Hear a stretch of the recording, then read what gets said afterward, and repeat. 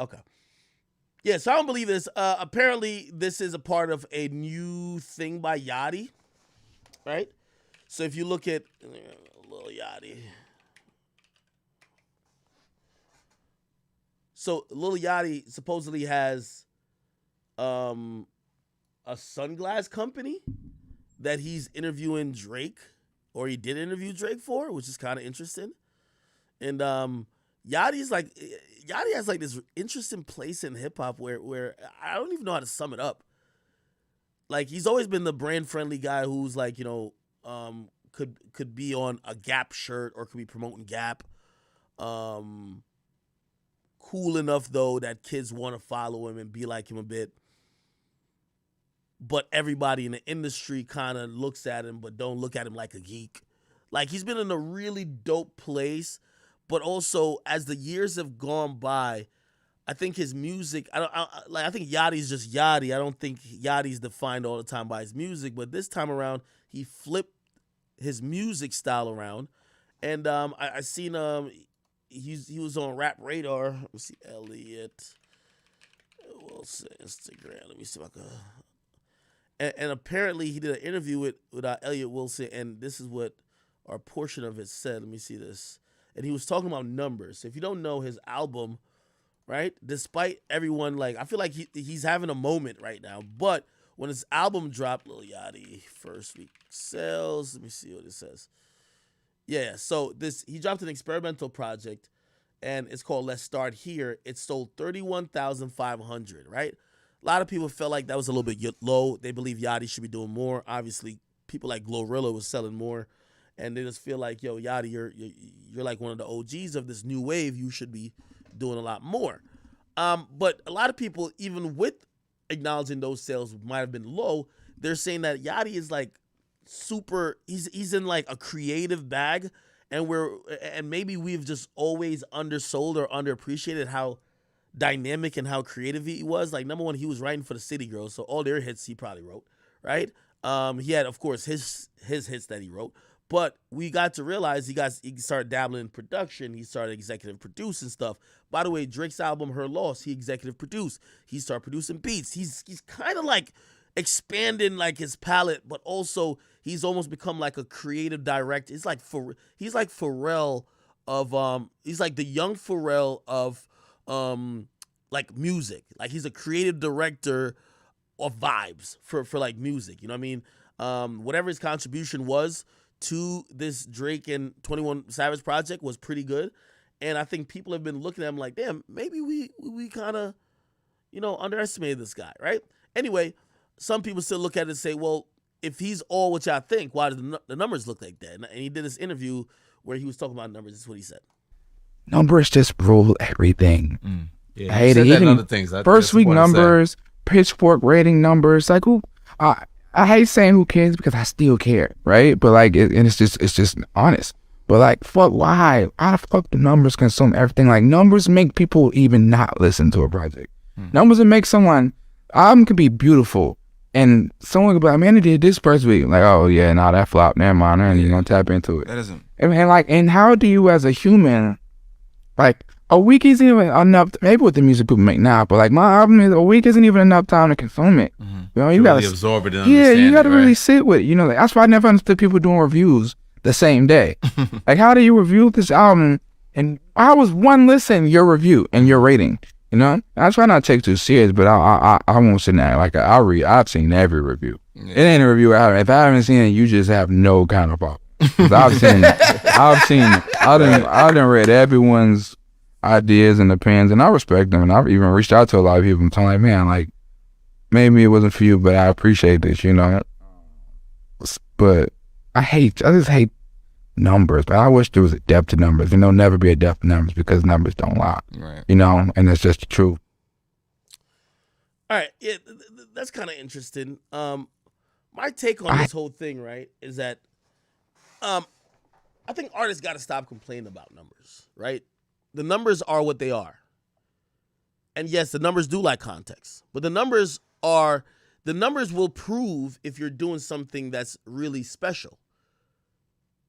It's the reason why, for example, nobody likes If the first week projection comes out and says you're not doing good, no one likes it. But if you're projected to do 50,000 after the first day, and after the fourth day you're projected to do 65,000, they love to point out the growth. Why? It shows that the numbers are going to highlight the fact that there's a change in the culture based on the music. And that's what the numbers do. The numbers just signifies who's consuming it. Let me ask you this question, right? This inherent question that goes outside music. If a tree falls in the woods and nobody hears, does it make a sound? You could answer that to yourself. Then let me ask you this with music. If someone makes the most amazing music ever, but no one listens to it, is it that amazing? You answer that shit for yourself too. The point is, in music and in the music business, your music is meant to be consumed. You're not just making great music in a vacuum and don't care who hears it. Otherwise, you would have some artists, well, maybe some of them do, because some of them, I'd be like, yeah, they don't release music. If you're not making it for the masses to consume, you would just make the music and just keep playing in your AirPods or share it among your friends. But don't disseminate it to the public. When you disseminate it to the public, no one says they want only 50,000 people to listen to it, or 5,000 or 15. You want everybody to listen to it. Now, granted, it's a very complex equation, because now we're talking about the music of the business of music. And it's not only how good the music is, you got to talk about is how hard the label is going. Is the label promoted the right way? Are they using the right strategies, the right single? Was there a viral moment? Was there a hit single? Like, there's a lot of things that could really contribute to it. But here, this is what I say to artists who claim they care about the actual art and they feel numbers are detrimental. Numbers aren't detrimental. It should be a barometer, right? To me, you're not defined just only by your first week. When an artist like Yachty, when I see his first week, I'm not thinking his first week is just for this project. His first week is usually based on his consumption for the last 2 years. It's the reason why I personally believe Lil Baby's album was mid, but it still sold 200,000. Why? His last project was spectacular. The last time we came to the shop, it was some piff. We gonna come back, even if the next thing you give us is mid. So again, sometimes artists want everything to be judged in a vacuum, but no. It's a reason why momentum exists. And the numbers are going to follow that. If you're consistently putting out good music, better music, the numbers will increase. If your numbers aren't increasing, you're either inconsistent or you're not no matter what you think. Because here we get into this conversation of certain artists will believe that their music is so pure that even if everybody says it's trash or mid, they feel it's spectacular. And this is where, artistry and judging it comes into, the discussion. Because some people might be like, yeah, I don't care if y'all like this. This is some next level shit. This is genius. Right? Okay. You can have that opinion. And I don't think people are ever arguing with people over their opinions like that. But you know what numbers help us do? I just looked at the number yesterday. There's 163,000 songs being uploaded to Spotify every day. Every day. 163,000 new songs every day. If I'm a consumer and I pay $10 or $12 to have the access to the entire library of Spotify, right? And Spotify has all these songs. And I only have 24 hours a day. And by the way, here's the thing too. Sometimes musicians look at fans like listening to music is a job for them. No, it's usually recreation. It's usually done in passing, and sometimes it's just done when people are trying to have fun. So it's technically just impossible for fans to listen to everything. So fans need a way to weed shit out too. Right? There might be an amazing song right now with 0 plays.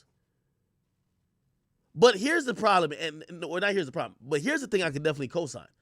If you drop a fucking amazing product and you can't even promote it to get a few people to listen to it, the song might not suck, but you suck as an artist and as a person in the music business. It all matters. So again, music, numbers has to count. Like, everybody uses numbers. Again, Yachty sold 31,000. You know how you can tell if his album's good? Right? Like say you're on Mars for these 6 months while his album drops. It was consumed and equivalated to be 31,000 first week. If you get a chart of how that album does over time, and usually what happens is you have a first week and then there's a decline. If his album, instead of going down, either stays stagnant or perhaps goes up, it's easy to tell. Like, yo, this is something that is probably great, because the hype actually, the quality outweighed the hype. So I love to watch like albums that go like platinum in a year. You know what that means? Quality outweighed the hype. You know who does that a lot too? Youngboy shit goes platinum and gold months after. Or like a year after it sold like 30, 40,000 the first week. What does that mean? There's a certain sector of fans who've been listening to that project consistently, even though they only sold 30,000 first week. They have been listening to it every week for 52 weeks. Now it's diamond, or not diamond, but platinum or gold. So I think artists got to take into accountability, man, that like the numbers are used by your label to promote you. You can't get mad at the fans when they use it to weed out what to listen to. Like, if I go on somebody's SoundCloud, like, yo, I'm a fan. Like, it's not my job to listen. Like, sometimes artists kind of feel like they're a little too preppy. Like, well, listen to everything I drop. No, motherfucker. Nigga, you're dropping 50,000 songs. If I go to your catalog, if I want to see if you're a lit artist or not, I'm not going to listen to all 50,000 songs. I'm probably going to go to your popular releases on Spotify and listen to the first 5, maybe 10. And that's going to tell me all I need to know about you. Because I don't got time. Just like how you don't have time for many shit. And I think artists has to understand that. Somebody says,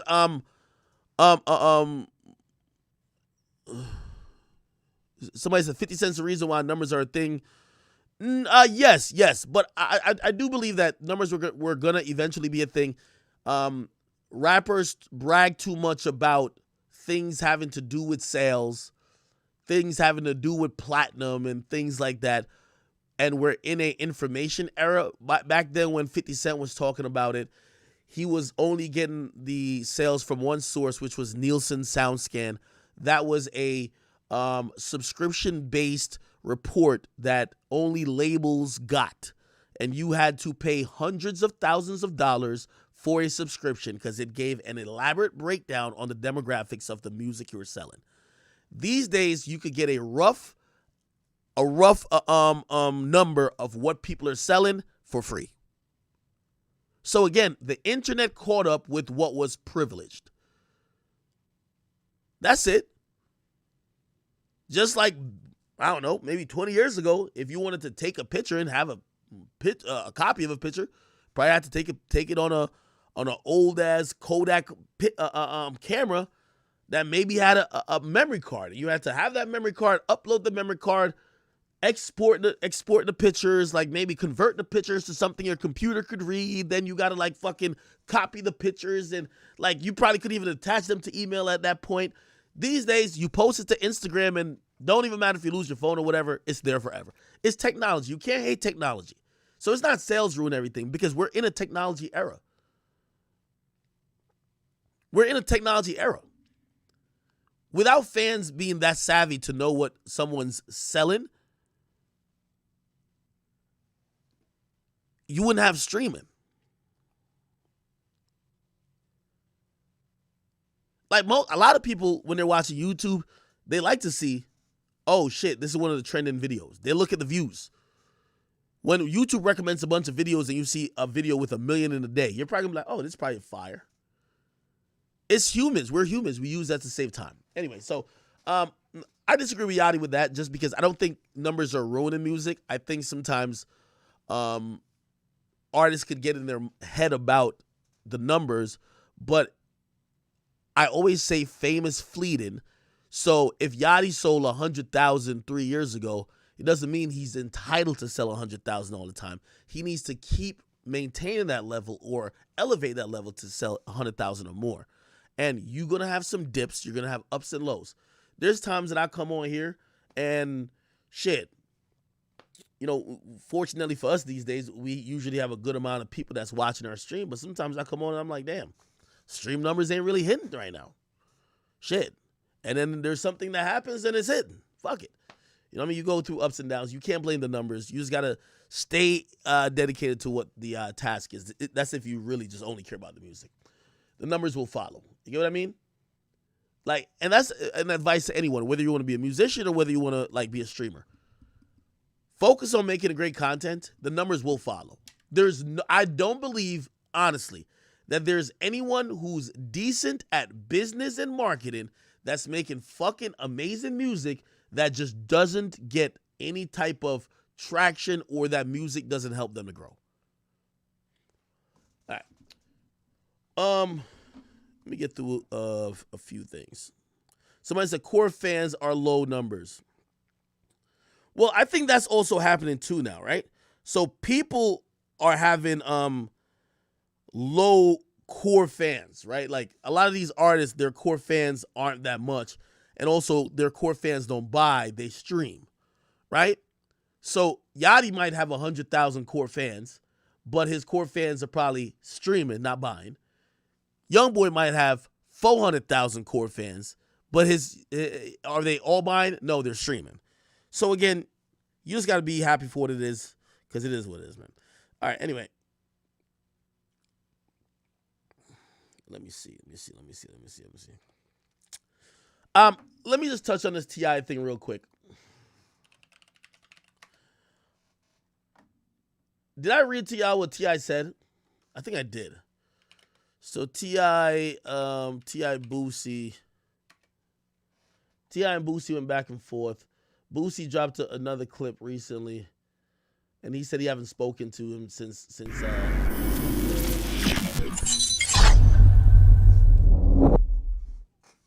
You had a mostly completed album, and then this came out. Yes, bro. Did you and T.I. have a conversation about it? No, bro. Last time we talked, he said we ran across. He said, "Man, we gonna talk about the album."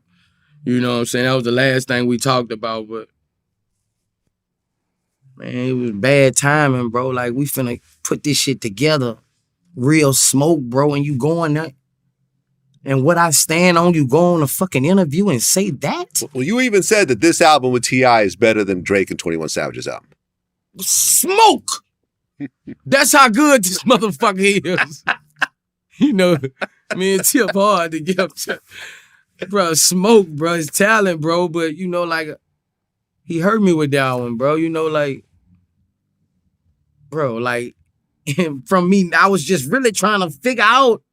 I was like, man, I think this fucking dude is lying. I think he just went up that motherfucker and, like, why would you? Look. I mean, the whole argument of why he didn't say shit. I mean, look. How long did it take me to talk about my whole home invasion situation that me and you talked about in our interview? How long did it take me to talk about me getting ripped off for a kilo of cocaine? Like, you know, this is 15 years after. Like, you know, people hold in a lot of shit. Our podcast, not everyone cares about. I don't know. I guess. All right, so you say that he hasn't talked to T.I. since that happened, and before that he said this. You had a mostly completed album, and then this came. So basically, he had an album with T.I. He says it's not coming out. Yes, bro. Did you and T.I. have a conversation about it? No, bro. Last time we talked, he said we ran across. He said, "Man, we gonna talk about the album." You know what I'm saying? That was the last thing we talked about, but man, it was bad timing, bro. Like, you know, like, he hurt me with that one. Whole argument of why he didn't. Okay. All right. Now, I told y'all this before, and I know some people say, yo, Ak, you talked about this before. Yeah, but I didn't talk about this aspect. So T.I. came back around and cleared this up, right? So T.I. did this whole interview, T.I., and essentially what he said in the interview, that he was making a joke. I told you he was going to say he was making a joke. Now, this interview was seeming like it was a year old. He didn't feel the need to clear up before it was a joke. But recently he came out to say it was a joke. Let me see. Here it is. The Rich Trapper. He did an interview with, I'm not too sure who this guy is, but shit. Get this guy an interview. So yeah, man, like we was saying. Shit was confusing because he and I have a relationship. Right. And it's so many times, like when somebody had your... Okay, so let me skip to the part where he explains how the case got resolved. He said basically there was no snitching. The case got resolved because his lawyer filed a motion to suppress that they basically got the evidence illegally, and that evidence of how they got it, or the evidence that they got because of the illegal stuff, couldn't be used, which means if that evidence can't be used, how could you charge him with a gun, which means they dropped it. However, what he said was that he snitched on his cousin. Now he's coming back in this interview to say, well, it got dropped because his motion to suppress, and I was joking when I said I snitched. Here we go. No, you better than that to not. Here we go. Right. And not just playing in the sun. I ain't gonna do it. People call me like, and having a platform, you know, my job, Jordan. Right. Open up conversation. And open up the floor. I mean, and he said, nah, I can't do it. They didn't get the change of inflection of voice. They didn't get the fact that you. Oh, here we go. Yeah. I just don't understand it. Right. You understand? I mean, and he said, nah, I can't do it. You know what I mean? He said, man, I can't really say nothing about anybody who do, but I can't do it. So off of that conversation, I created a set of circumstances. You know what I mean? Right. And I thought that the embellishment was clear when I said I talked to my cousin and he told me. They didn't get the satire in the conversation. They didn't get the change of inflection of voice. They didn't get the fact that you was basically being sarcastic. Humor, sarcasm, Satire might be too much of a shit for him. Let's call it sarcasm. Yeah, he was fucking around. So essentially, he said he's fucking around, right? Regardless, there's another piece of the clip. Let me see. Is it this? Yeah, I think it's this. Hold on. Internet. So as far as going on, he did, and nah, man, we've been cool for to exist on a higher about the future. And you see a motherfucker as a solid motherfucker. Just went solid. We got some news you can use. And okay, let me expected so much more from the person because I say it's confusing to me. Man, listen, The truth don't come with excitement. Shit for that long just to set it on fire. Just needs to be mended, and right To always remain. now, say, here go your shit, right? And I ain't in nobody paperwork. And all that speculation is just Never PC'd up, hit the yard, the whole. I went to the hole for some, you know, some shit I did. I got caught doing some shit in the visitor room. Too. I want to make it wise is. Okay, I'm trying to find the exact part. By the way, salute to this guy, Rich Trapper, I guess. I think I posted on my Instagram, so let me just go back there. So this is him explaining how he got out of this case, and he's going to explain that there was a motion to squash this thing, and here we go. I think this is it. Taking it from a very real place and adding some embellishment. Oh, no. Okay. It should be at the beginning of this. And sorry, I'm all over the place, people. Here we go. Should be at the beginning of.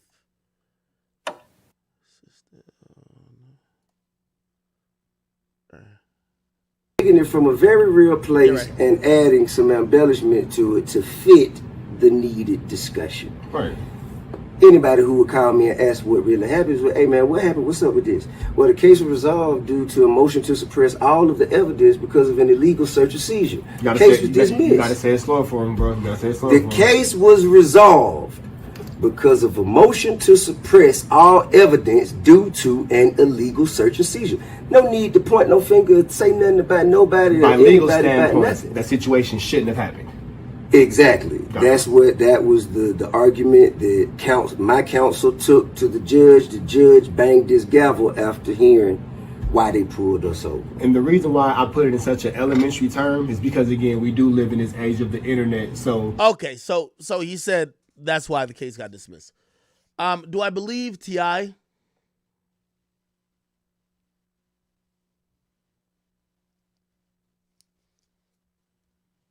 Yeah, I believe him. Actually, yeah, I believe him. Because if he lied about this, they're going to find it, right? Like, we're in this, like, paperwork age. You're going to find it. So I got to imagine this is the truth. But I drew a bigger point from this than just that. You know, T.I. has pivoted to be a comedian.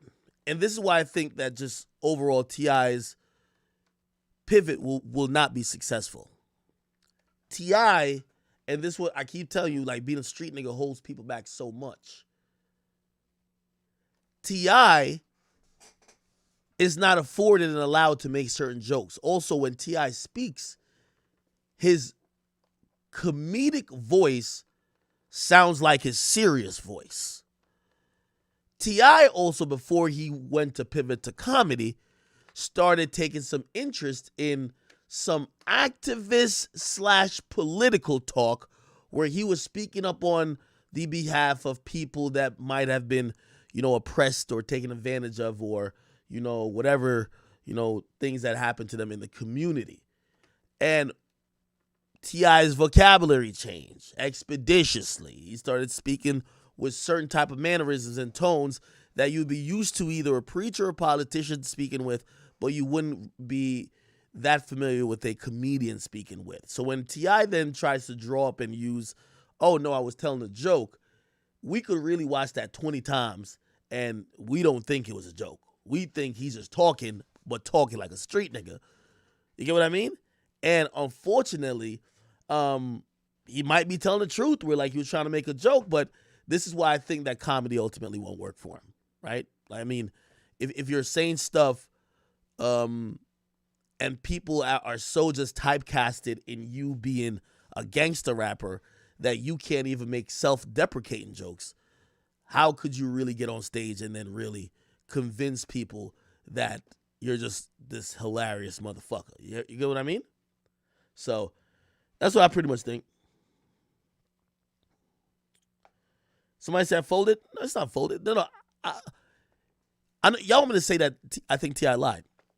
I would have said that because like this is a random shit to make up, right? So this is so random to make up. It's like it's like somebody lying to say they're a rapist, right? Like it's like somebody lying and making a joke that they're a rapist. You're like, why would you do that? Like who does that, right? Like that's kind of odd, right? Or saying like you're gonna lie and make up a joke that you're a serial killer or something. Like who does that? Seems a little odd. The only reason why I'm gonna believe T.I. here, right, about him saying that he was a snitch, right? The only reason why I'm believing T.I. that he said it was a joke is because if it wasn't a joke and that's how it went down, and there exists a case that people could find that he supposedly told on a dead cousin, is going to get brought up very soon. People are probably digging through his records now. Like, why would you lie about, and shit, that might be a conundrum in itself, because I want to say, why would you lie about stuff that people could go look up and find out? That's why I'm believing him. But then people are going to look at me and be like, why would he lie about being a snitch? Like, who would ever lie about being a snitch? I don't know. Again, I think that was a poor joke as well to make, especially considering his history. But again, I think he might have been doing this interview and thinking, yo, I'm funny right now. I'm cracking jokes. Now, when we see that little snippet, and I don't know if you have seen the snippet of the shit, T.I. podcast snitch.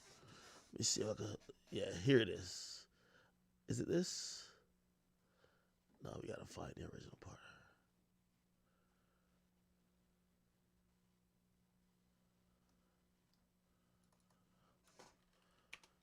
Dead cousin.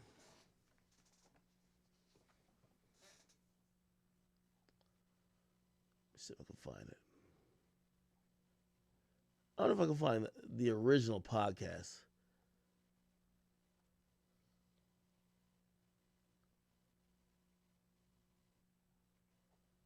Yeah, it's hard to find that. Birdman's brother Terrence If you could walk away free and put it on to his deceased relative to if it was Tremell's and I had a talk with Toot.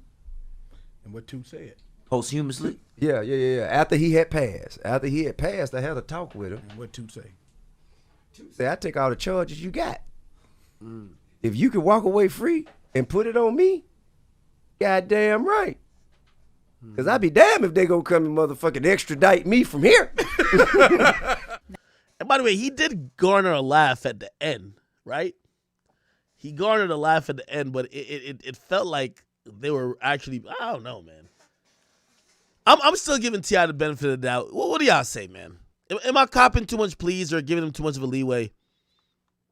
What do y'all think? Do you believe T.I. is a snitch?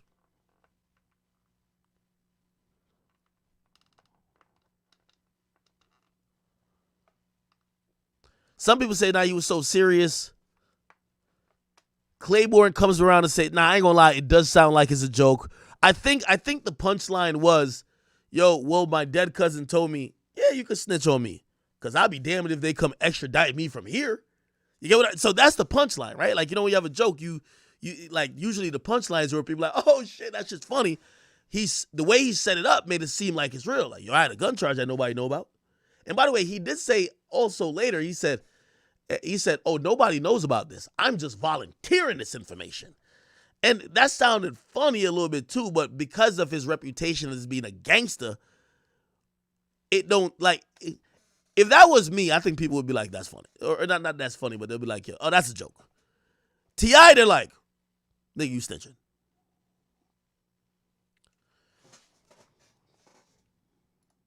Now, On the day.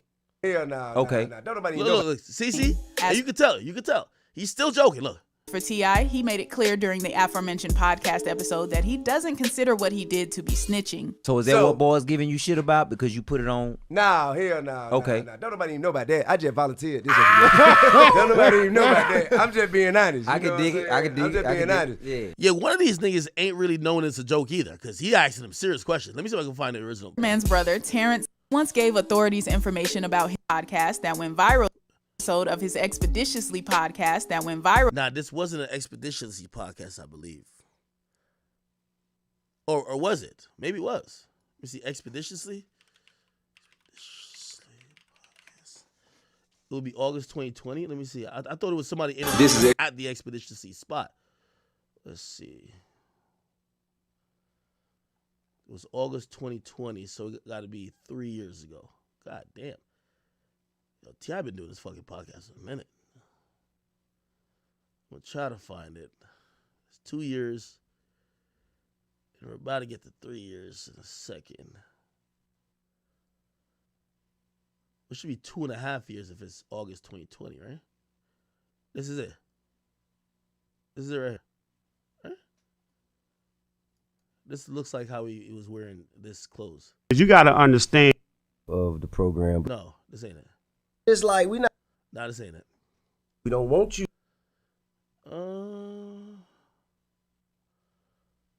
Oh, this is it. This is it. Sleep is for the rich. This is it. America has an incredible. It's been a long time since Atlanta burned. It's been a long time. I said, man, they just gonna, look at the time get a little somebody gonna have the time irate and loud, and then it'll slowly dissipate. Just, you know, we always got to add context to shit. But everything with laws. I could dig it. You dig what I'm saying? And May have couldn't have. I really do believe you have the right, duty, and when that opponent, just as much of a message. Tip up top there, man. Like packed full record. Yeah, okay, I could kind of get it. Like, T.I. probably feels like he's a comedian. This nigga is laughing hard as hell. I love Get Rich or Die Trying. Who has ever had to go around New York or yeah, T.I. feel like he's being honest. Well, you gonna need security when you leave this motherfucker. I'm just being honest. You gonna crank our episode up? And and when you start thinking about Tip and you start thinking about Tip's catalog and what he's contributed, yeah, my nuts and tiger teeth, goddamn. Leader of the brigade and shit. Like, these are our guys. And then make the play. What's the time if stamp? we do not hear that, Sure you all shop. This round table. Man, white man, hell ain't. I mean, I'm just saying. I saw it. He set the world on fire, and I admired and I respected. Where's the timestamp? Oh, here we go. 35, any of that shit. I ain't doing none of that shit. Period. But everything else on the table, so y'all come on back. Outside of that, outside of any cooperation, provide any information that will ever get anybody any time for any crime. Outside of that, everything else that's on the table, I want to see it. And so, you know, they came back and, you know what I mean, they started talking. First of all, the case wasn't strong as people thought. Because what you don't understand is I had my security who was also the informant buying me guns, right? Had my security who was also the informant buying me guns. He brought me guns that I didn't ask for, and the guns that he had been buying me were legitimate over the counter, but because he wanted to take some of the money and put it in his pocket, he asked the gun store owner if he could find those same guns under the table. And the gun store owner said, of course I could. And called the ATF. Hey, I got one for you. So when the ATF get to my security say, whoa, this shit bigger than Nino Brown. I'm buying this shit for my boss. Get the fuck out of here. Yeah. And so then they get him. He calling me. Hey, man, I need to bring it. I got something for you. You going to love it. I need to put it in your... Oh, so he's explaining why he got caught up on the illegal gun stuff. I say, nah, man, just take it to the house like you do everything else. Just take it to the house. Get it to the security on duty. Now I got to put it in your hand, got to put it in your hand, got to put it in your hand, got to put it in your hand. All right, cool. I happen to be leaving my rehearsal. BET. Going to BET. You walk your ass right past me. Yeah. Damn. So I was leaving my BET rehearsal, and he was like, I'm right Y'all calling T.I. tipsters crazy. here at you. Just come on, stop right quick and meet me. So I go and I meet him, and he get in the car. He opened the little bag, and he showed me these guns. And these guns immediately, first thing I see is, first of all, this shit is in a bag. I'm looking for a box. Yeah, in You a dig case. what I'm saying? Yeah. What the fuck is going on? What do you got? What it is? I didn't ask for this. And you know he got a wire on. So to hear everything he say, I say, I didn't ask for this. What it is? And he say, man, you gonna love this. I got this little, this a present for you. This is, this. I say, what is that? This is a silencer. No flash, no bang. I say, no flash, no bang. I didn't ask you for this, man. I don't want this shit, man. Take this shit back. Yo, T.I. real, man. T.I. telling on the nigga who told on him. T.I. Yo, T.I. telling on the nigga who told on him. Like, go ahead, Tip. Where my money at, man? Take this shit back. I don't want this shit. And right when I was saying that when they came in. How many of them? That when they came in the bus. But I never took possession. I never, and I had guns in the car, and they thought they had me on the guns in the car. Guess what? Registered. Guns I had in the car were registered. Guess to who? Your security. This nigga. Nigga set you up to set you out. Set you up They to set didn't you have out. me with no guns, except when they went to my house. Oh. And what gave them probable cause to get the warrant to go to my house Was. because they had me right there. So when they got me and they arrested me, now they got down with the, I guess, with the charges of these weapons, even though I can beat these charges, but with the charges of these weapons, they get them probable cause to be able to get a warrant and they can get to go in the house. Then when they go in the house, they see in my closet, I have a biometric fingerprint scanner, which I thought was some real 007 goddamn high-tech shit to do at the time. Yeah. It's 2005, 2006. But the bad part about that, and so in order to, and I had it like that to secure it from children. I got a bunch of children and shit. Sure. So I had to secure it from them. But the problem was everybody else who went in there used they goddamn The pin code. the pin pin pad. code. Every time I went in there, Fingerprint. I used my fingerprint. So they could fucking monitor every time my fingerprint opened the goddamn safe and they got the guns out of there. So that was the shit. If I would have just used the keypad, Damn. I'd have beat the whole fucking case. The motherfucking scandal. I'd have beat the whole fucking case. Me trying to be goddamn James Bond and shit. Fancy shit. Trying to be fancy. Hey. Nigga, they goddamn put the goddamn high school locker combination lock on that motherfucker. Man. But look, okay. Hey. So that was the case, right? So that's the case. So I told him I ain't doing no cooperation. That shit off the table. Y'all can't even talk to me about that. But everything else, I want to see it. So they came to me. They said, "Shit, we got a deal." I think it's a good one. I think you might like it. I say, well, what is it? And then they say, it's about community service, helping the community, and stopping kids from making the mistakes that could send them down the path that you was on. I said, okay.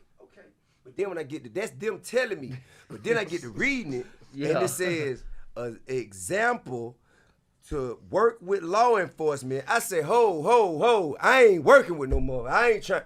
I said no cooperation. They say, well, they don't want you to tell on nobody.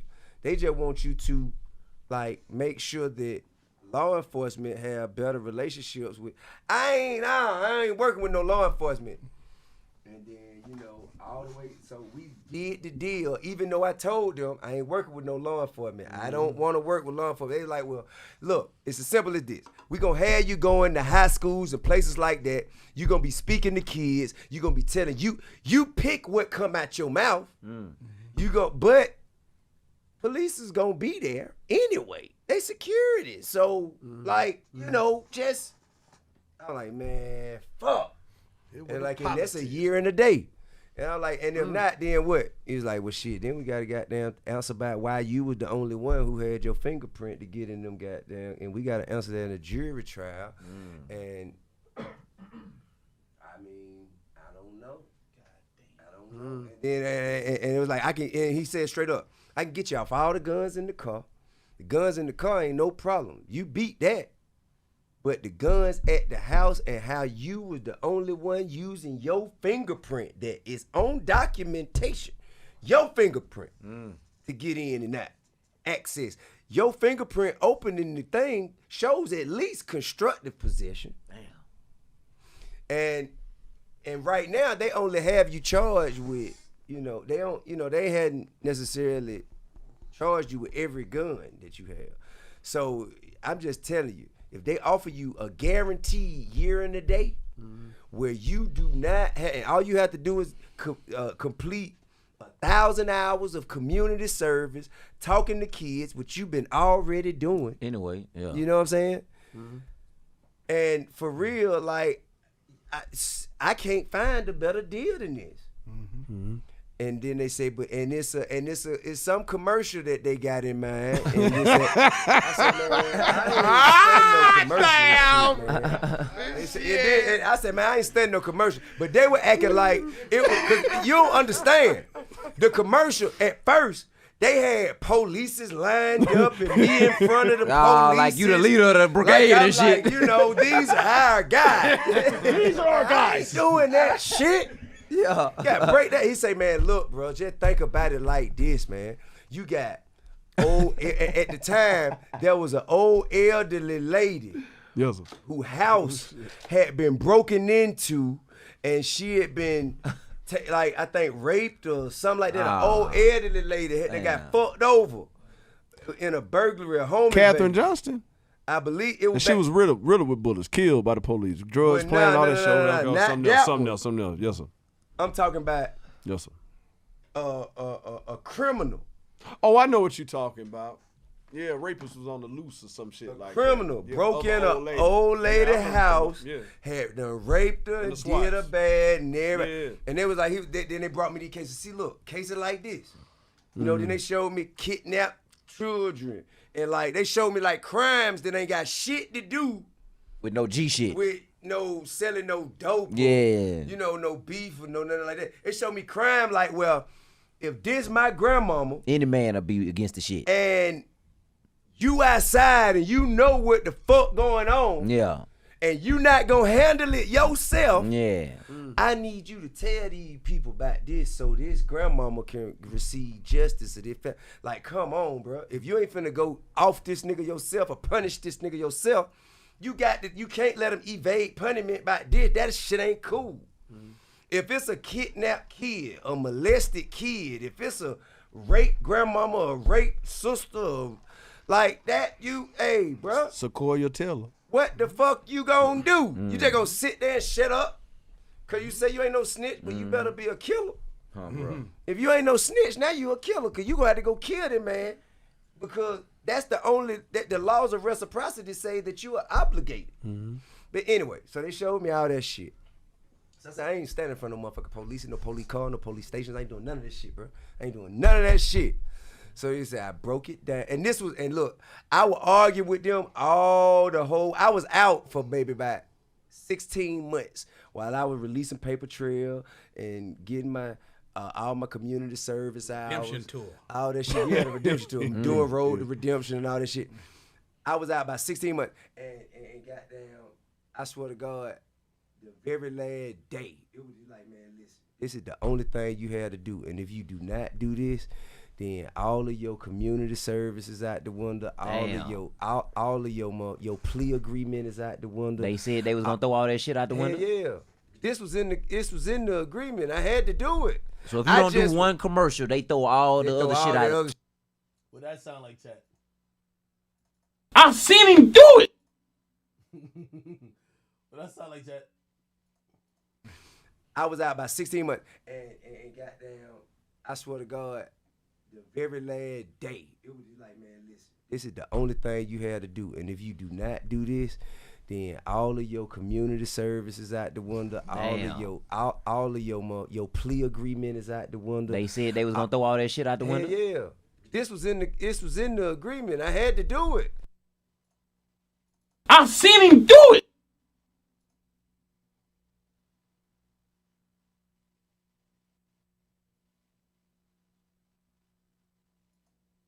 Is out the window. They said they was gonna throw all that shit out the window. Yeah.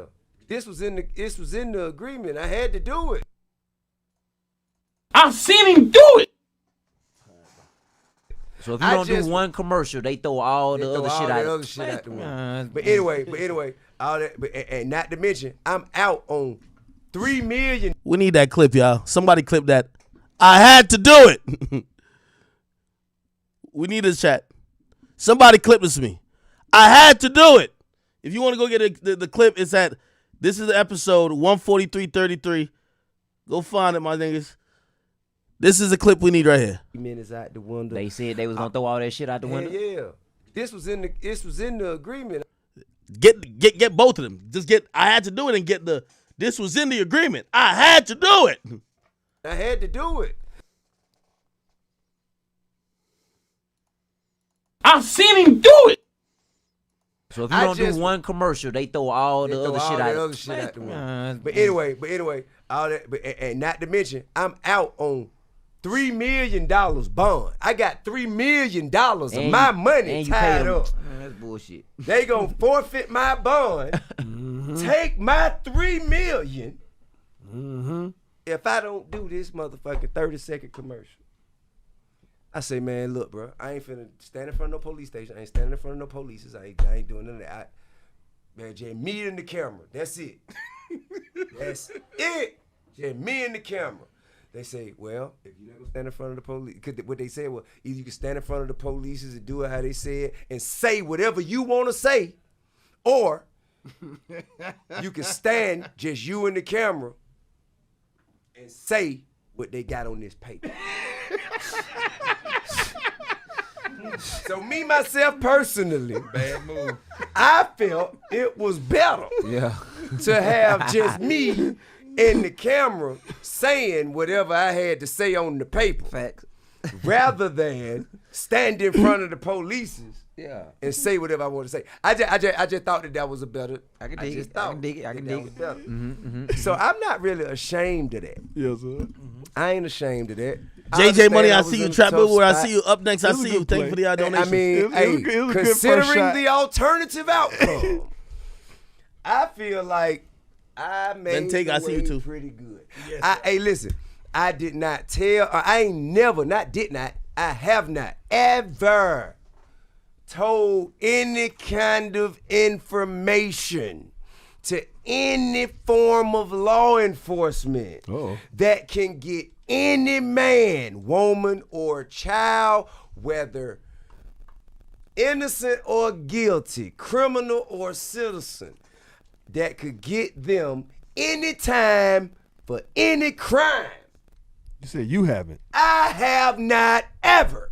Not you. But that would have been public record though, huh? Ain't that public record? It would be public record. Yeah. You get the minutes. Every time I've been to court, they have a stenographer. That stenographer take down word for word what everybody said. So even if you don't know what the plea worked out, just go to the minutes, the court minutes on the court date for the gentleman or lady in question, and you can pull a minute from the time the judge say, "Are you?" and say a name, and they say yes. Read from there till they say, "All right, this case adjourned." Boom. Read the court minutes, because if it say, "Sir, did you see such and such and such do such and such and such?" Oh, wait a minute. Only time. The only time.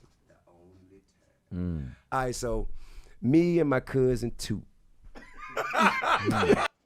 All right, this seemed like a confession. I ain't gonna hold you. I was looking to hear the joke build up, but this seemed like the confession. Let's see. My cousin Toot, God rest his soul. We had a little hustle we were running. He had like freight trains and truckloads of Banana Republic and J. Crew, like white folk, like, office clothes. Yeah, and shit. facts. Yeah. And Gap and shit. And we'll get it and we'll be going around selling that shit for half price, blah, blah, blah. They were like before I'm Serious dropping like 2000. And we got pulled. We was on the run. We was on not on the run, but we was on a run to where like we was meeting. We had a truckload to meet, so we had to empty the truckload out. But then I had a motherfucker meet me, to make a play. Thanks. So I had to get the truckload out and then make the play all at the same time. Now we in Lenox Mall parking lot. Nah, this shit too specific. Unload the truck and get all the shit. Then talking to the man while I'm making the play.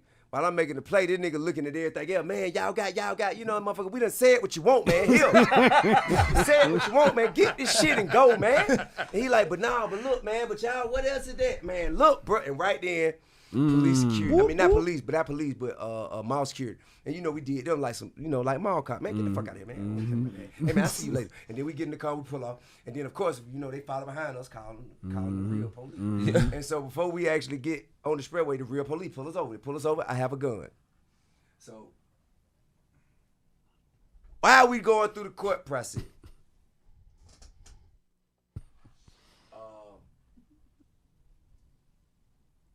unfortunately, my cousin Toot passed away. P Toot. R.I.P. Toot, man. Toot actually introduced me to DJ Toomp, which is the founder and architect of the trap music, the original trap music sound. So that's how I kind of got in the game. Big Brother Kanye. That's who Kanye was talking about on Big Brother. Huh? No. Kanye was talking about Jay-Z, but No. But it DJ was Toomp did the beat. That's what I meant. That's what I meant. Shout out to Ye. Yeah. And Toot got me in the game. I ran into Toot, he my real cousin, and Toot had work. He had work. You know what I'm saying? He was moving dozens of them weekly.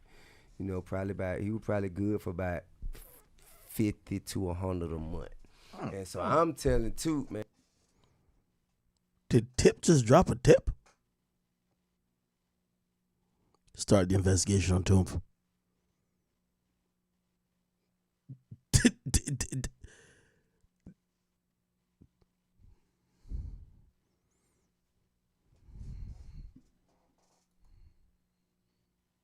I've seen him do it. Nigga, he talking about Toomp. Toomp ain't dead. DJ Toomp is alive. No, he talking about DJ Toomp now. Let me show you who that is. DJ Toomp produced mad beats. DJ Toomp is this guy. Toomp, he produced, let me show you some songs. Trap Back Jumpin', Issue Wood, What You Know, You Don't Know Me, whatever. He did some shit with Kanye too. Let me see what him and Kanye did. Yeah. He helped Kanye get the drums right on Can't Tell Me Nothing.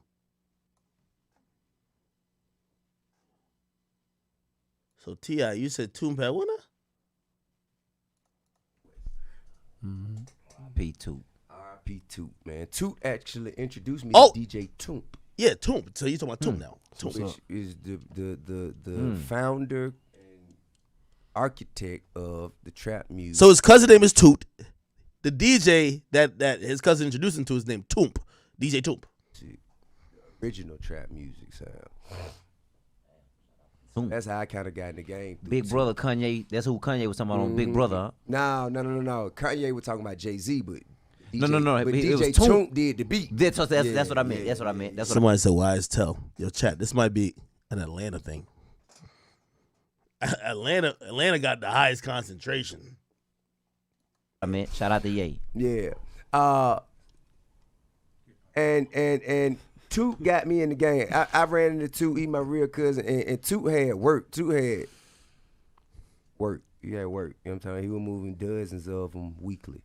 You know, he was probably good for about 50 to 100 a month. And so I'm telling Toot, man, put me on. He like, hell no, man. I know your uncle. My uncle was serving time at the time.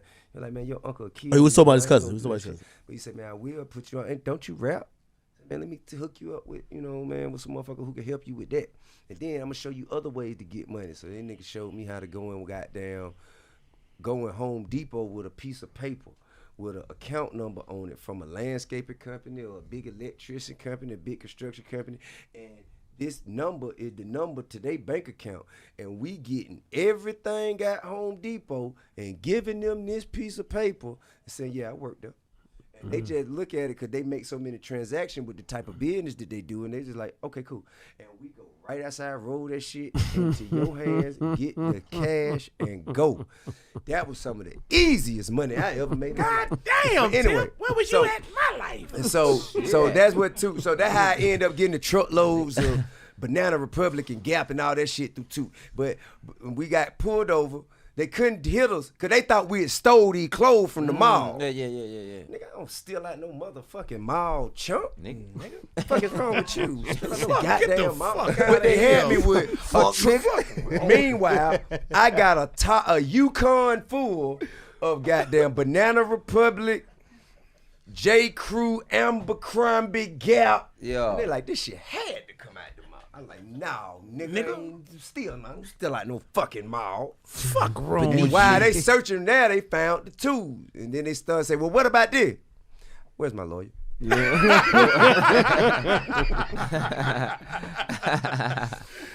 so we caught those gun cases. Two died. And, my lawyer said, well, I can make everything go away if it was Tramel's. And I had a talk with Toot. And what Toot said?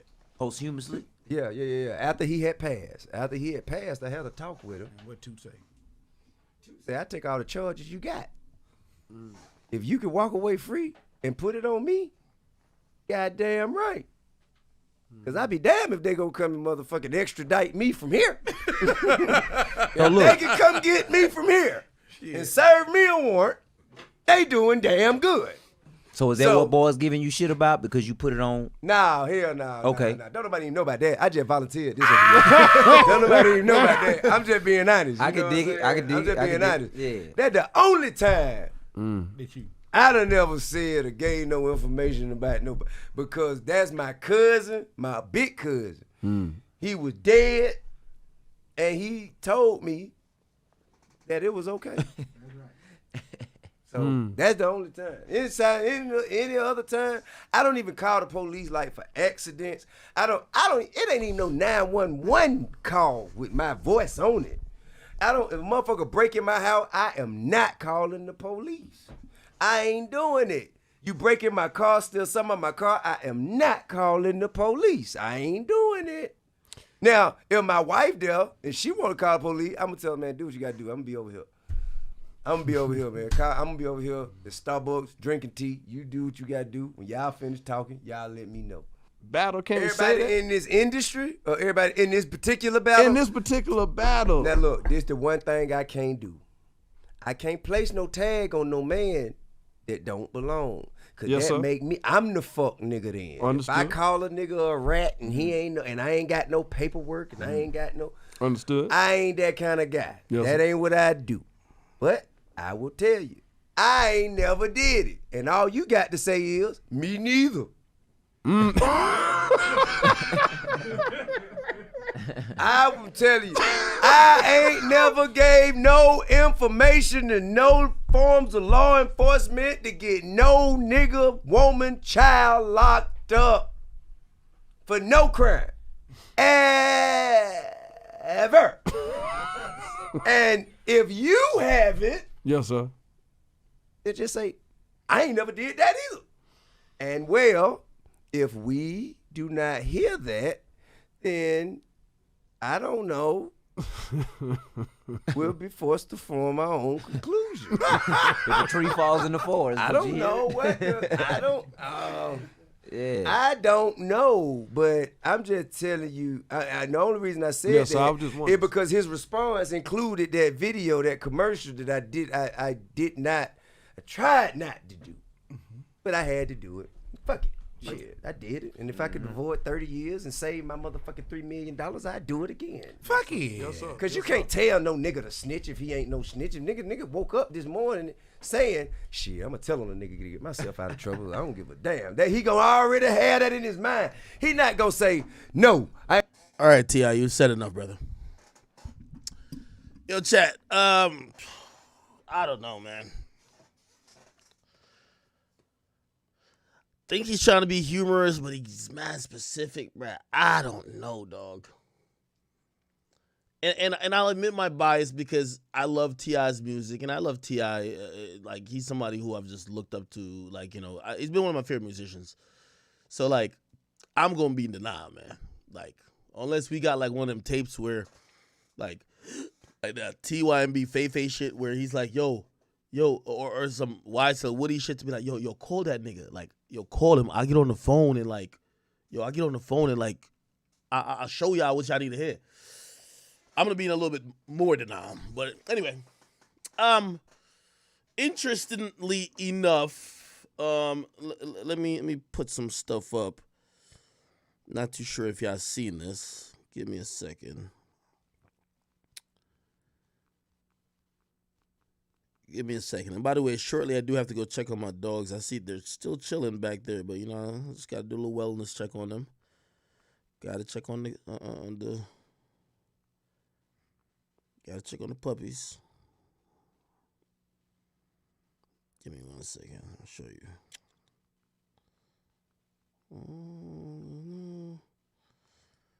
Where the hell is it? It's not that. It's not that. Oh, actually, yeah, before I get to that, let me see, what was I going to go to? Okay, let me just address this. Boy, oh boy, my boy 50 Cent is going crazy. Twitter.com. Is it Megan Cunningham? I think Megan Cunningham covered it too. So 50 Cent is suing like some company, right? Some company claimed like, well, they pretty much claimed like 50 Cent had gotten penis enlargement surgery from them. And they used 50 Cent as like, you know, his picture and his image and likeness as one of their like, you know, kind of like cover photos for what they had going on. That was false. 50 Cent never got a penis enlargement surgery. And because of that, 50 Cent is suing the company. He wants to get money because he feels like that has not only hurt his brand, obviously him being a male in hip hop, the mere assumption that he got penis surgery done is kind of like, you know, make it look stupid. So he's suing the company, but I didn't know he did this until yesterday. Apparently, he also included in the lawsuit Shade Room. Now, Shade Room reportedly reported on this, and this was the post that let me see if I can find the original post. Continue reading. Let's see if I can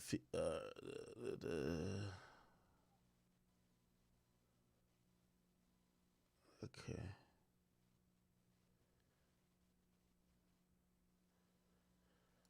Okay. Damn, there's a lot of stuff. Anyway. Okay. So essentially, Shade Room posted the shit, right? And going down and said the complaint includes a text message in which Kogan talent agency corrects Shade Room's reporter about the spa's social media following. Okay? Okay, cool. Oh. Okay. Give me a second. I'm trying to get some context to it.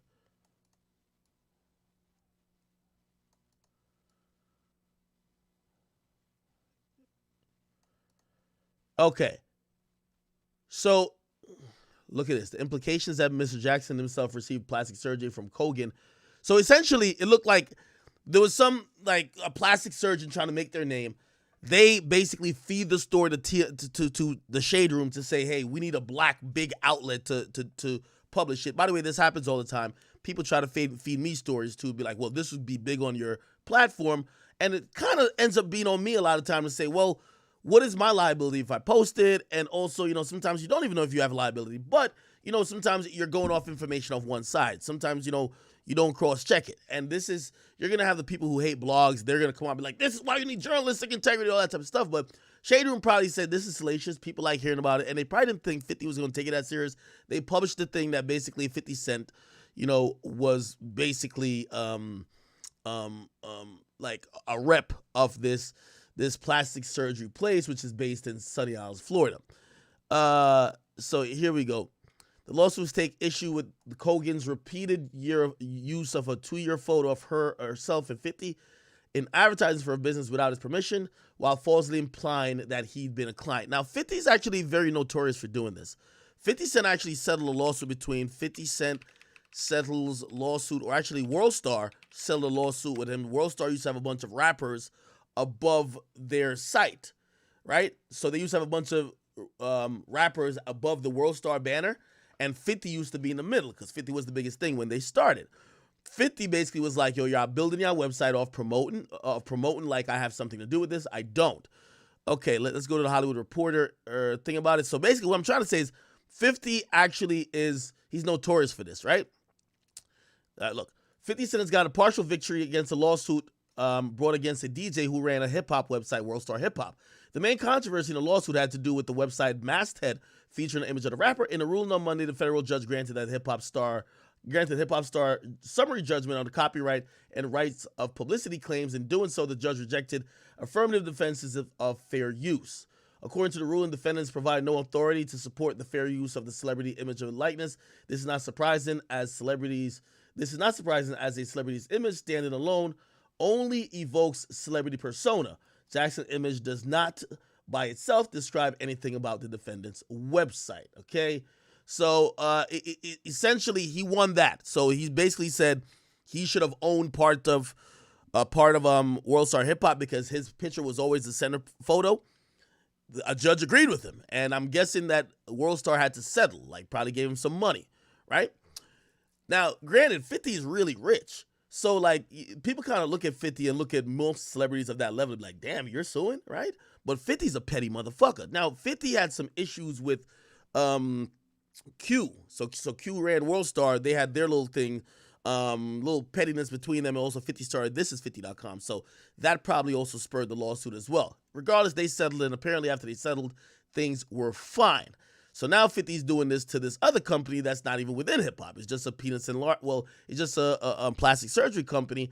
And here's the thing. So he sued not only the company that was using his picture like he was a client and he never was. He sued Shade Room for posting it, right? And apparently he came to this settlement with Shade Room. Now, I believe, and I haven't talked to Angela, and Angela runs, she's the owner, she's a Nigerian queen, who owns and runs and operates the Shade Room.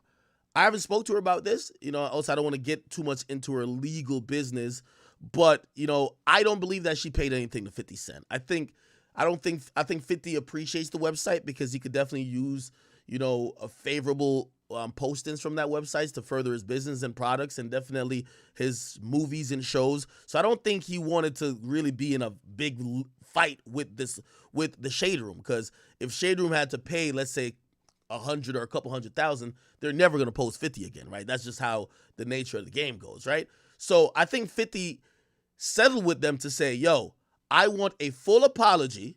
You guys have to take responsibility for you guys posting a fake article, and you have to spell it out, and he probably detailed it, right? So they're not going to say what the settlement is, but we could kind of say what the settlement is. I would think it's non-monetary. It was just an apology. And the apology was posted yesterday in a post where the Shade Room said this. The Shade Room previously published an article about penis enlargement on its website. and social media accounts. The article and links to the article included a picture of Curtis J. Jackson, the third, PKA, 50 Cent, juxtaposed with an image of a faceless male obtaining a penile enhancement procedure with a euphemistic eggplant emoji covering the exposed groin areas. Shade Room has since deleted the article in social media posts and wants to make it abundantly clear that 50 Cent did not have penis enhancement surgery or any other procedure to augment his genitals, and any implication to the contrary is false.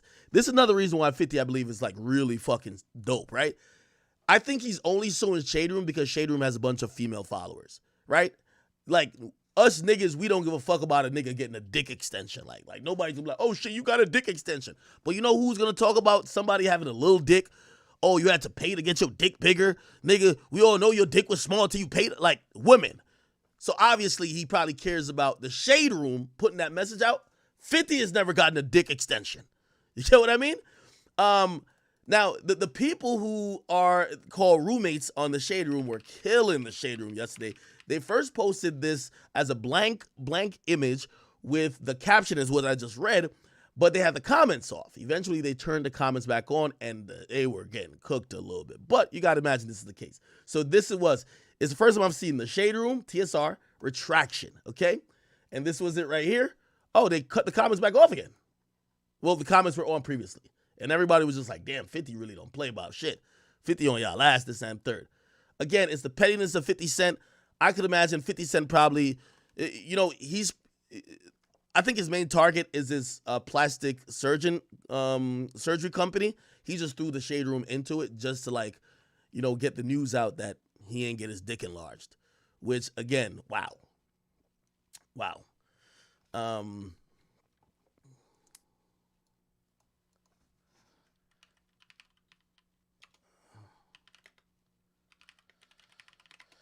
And by the way,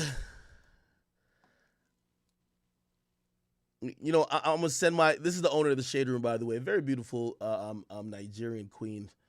It's not Angela, it's Angelica Ndidi Nwandu. She's actually been on Forbes Power 30 and all these like really prestigious lists. She's one of the biggest platforms, or the owner of one of the biggest platforms out here. Very beautiful girl.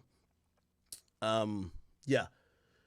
So I saw her post something on her story yesterday, and I could tell she's a little stressed. This is what she posted.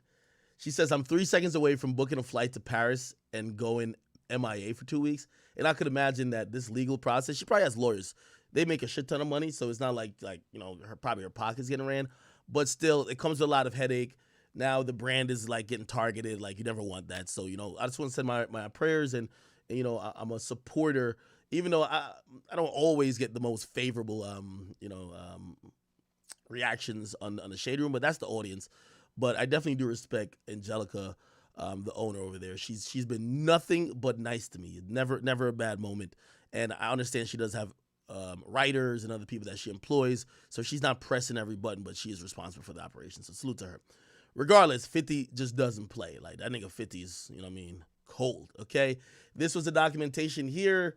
It says, notice of settlement between Jackson and the Shade Room pursuant to blah, blah, blah.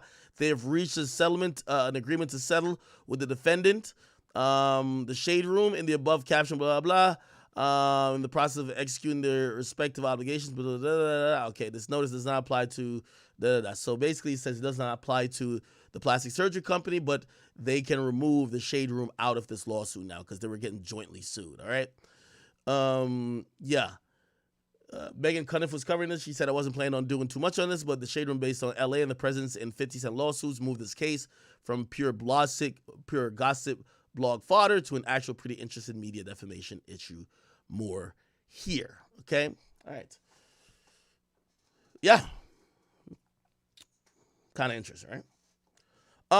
The next thing, what did I want to get into? I'm trying to find this thing.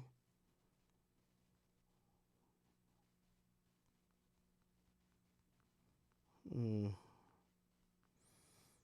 I find it? Let's see if I can find it, people. Hold on.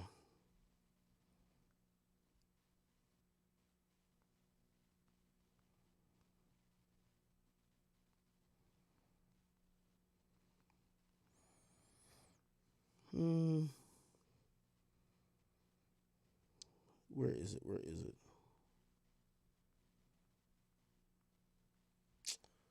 Okay, I think it might be Megan Cunniff, though. Is it Megan Cunniff or it might be Seidenberg? It's actually a little bit... Or Seiden. I said Seidenberg.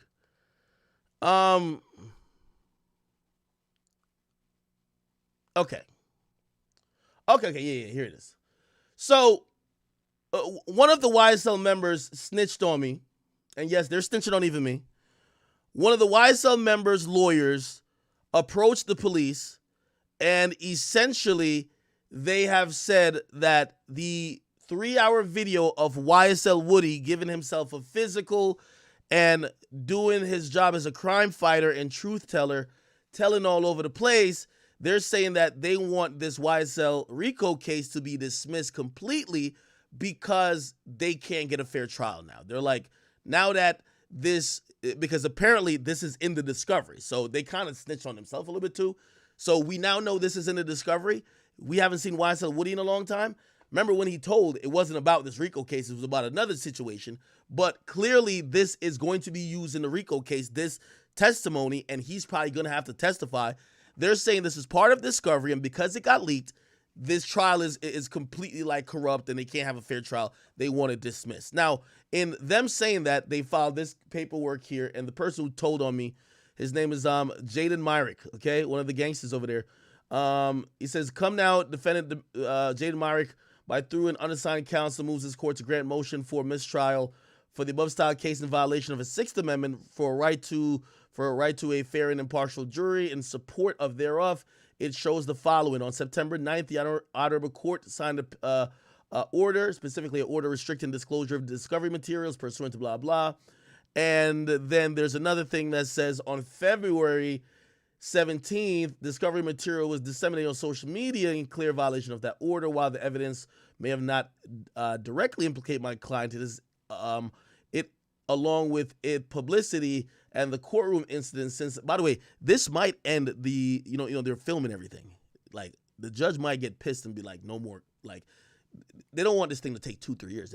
They might be like, yo, no cameras. Like fuck the cameras. We're gonna just like do this shit private now. But I don't think it will, but you can see they're kind of pushing for it.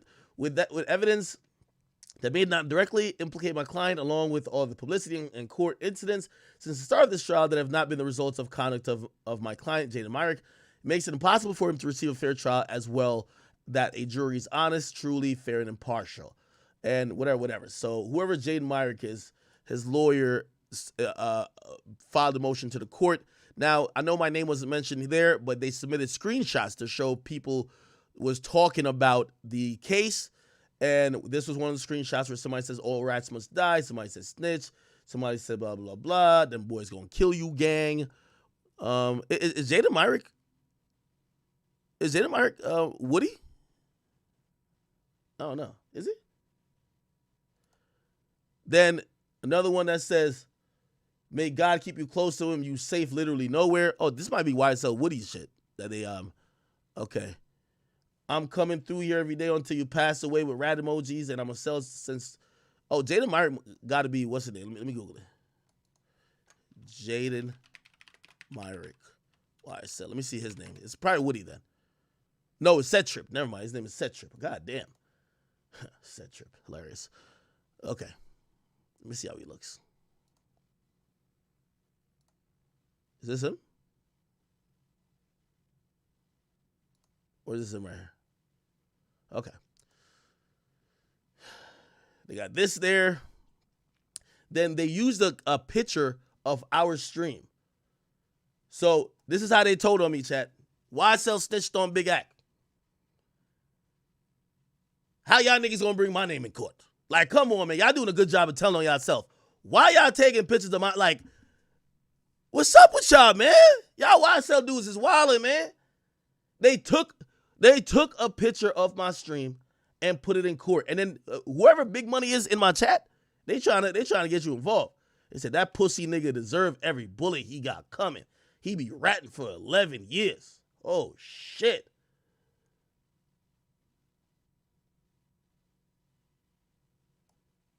Man, oh, man.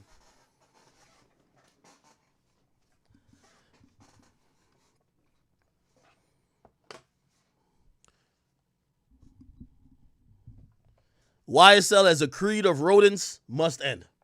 Jesus Christ, man. They snitching on even the chat, bruh.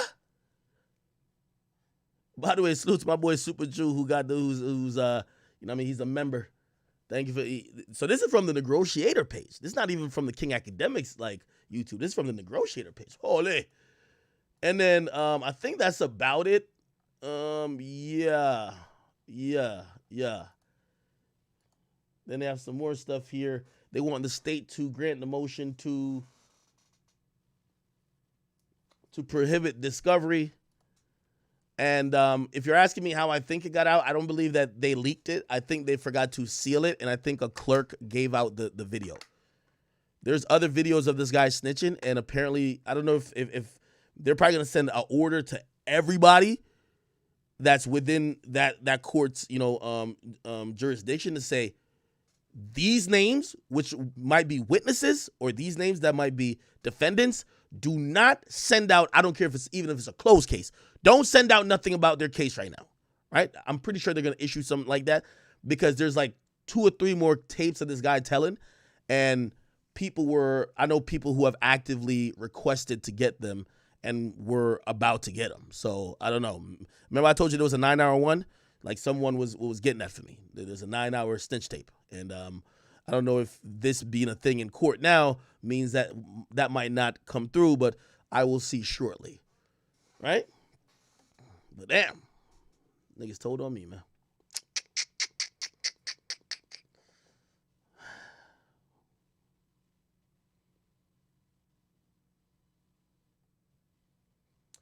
Justin on 3-1, Judge Glanville is expected to rule on the state's motion to sever ties with Tenderis Mender and Khalif Adams ahead of the trial. Attorneys for both defendants are currently pregnant, but neither wants their client tried separately. So essentially, they're trying to not have this thing get delayed, but both the attorneys for both of the defendants are pregnant, and they're trying to say, yo, you're going to have to take some time off to have a baby, but we can't just like stop the court when y'all have a baby. So let's just postpone just y'all two shit away from everybody else's shit and wait for that. But it doesn't seem like that's going to, those guys want to be tried with everybody else, right?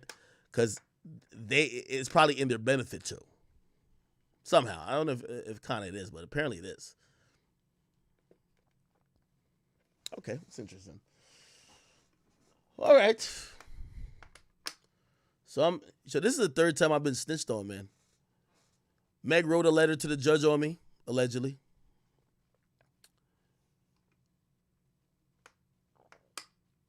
Then who else? Then Dedrick Williams snitching on me, talking about. And the funny thing is, most of these niggas, they snitching lies. Dedrick Williams over here talking about, I know something about. I know information that probably could help free him. Nigga, no, I don't. Go to jail. And then now YSL niggas snitching on me saying that I'm making it that they can't have a fair trial. Man.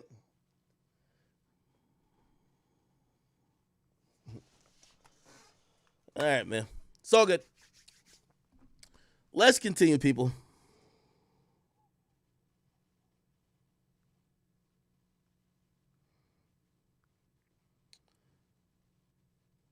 Let's continue.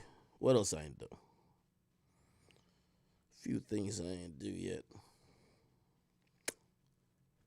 Oh, let me get to dirtiest cities in the U.S., man. The list just came out. It's time for y'all to rep y'all dirt. Rep your dirt. So here's the list of the dirtiest cities in America, nigga. We got Houston, which came in number 1. Jesus Christ, I've never been to Houston, but man, rest in peace of Takeoff. My nigga died in the dirtiest fucking city. Holy. Newark, New Jersey. I knew Newark was going to be up there somewhere. I thought Camden would be higher than Newark, though. Newark, that dirty? Oh, shit. Did I ever tell you the story? My brother's friend went to Newark one time. Car broke down. He on the side of the road with a car. So, basically, it was like they had a check engine light on before it like kind of broke down. Hops out the car, right? Opens up the hood. He's trying to figure out what's wrong. He knew a little bit about cars. He's trying to figure out what's wrong with the car. He's trying to check it out. He's looking at his phone. He's Googling this and third, trying to figure it out. All of a sudden, he hears something, okay? Kind of looks back. He sees a nigga who is jacking up his car trying to take off the tire. So he shouts out, "What the fuck are you doing?" He says, the guy looks at him and says, "Yo, chill, nigga. You got the engine. Let me get the tires." It's one of the car theft capitals of the United States, people. The nigga thought that the other nigga was stealing something out the engine. He's like, "Let me get the tires. This was good. We all stealing. Fuck it." Ain't that a bitch? So Newark probably earned a place. Love Newark, though. You know, Jersey shit, but it is what it is. San Bernardino. I don't know about San Bernardino. It's dirty over there? Fuck. Anybody from California? Oh, yeah, thank you. Luke Sabat snitched on me, too. Got me a little suspension from YouTube. Holy. Niggas be telling, man. I'm the only nigga keeping it solid out here. Me and Charleston White. San Bernardino. I don't know nothing about San Bernardino. Detroit, Michigan. I knew, like, no disrespect to Detroit. I knew Detroit was a little bit dirty. I went on a fucking, nigga, have you ever done, what's that shit where you can see the car driving through the hoods?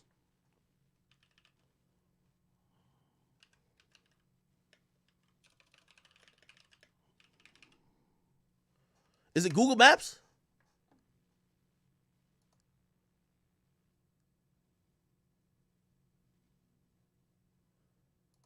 Listen, let me see if I can do it.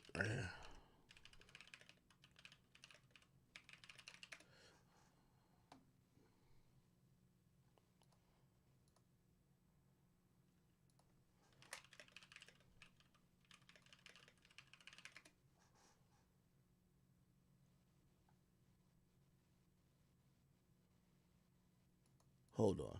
I'm gonna see if I can find this shit.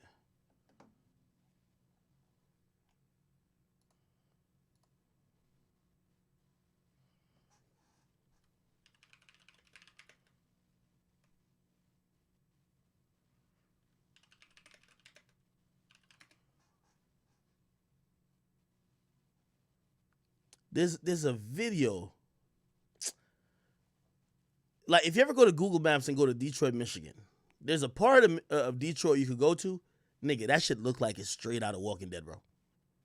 Nigga, you're going down the street, you'll see a fucking, like, city bus just sitting in a nigga's driveway. Like a nigga stole a whole city bus, bro. You'll see a house with every window broken, but the door's in perfect shape. Like, the shit's crazy, nigga. Shit look like some shit out of a zombie apocalypse, my nigga. I remember looking at him like, yo, how do niggas live here? Let me see if I can find this shit.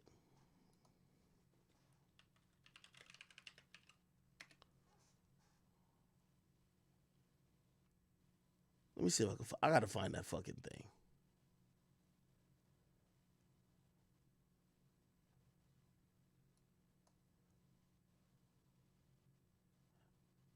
Okay. Is it this? Or it might be this.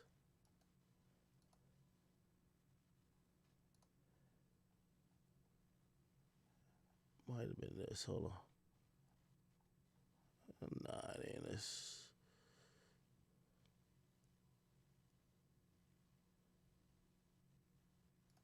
All right, let me just play this video. Here we go.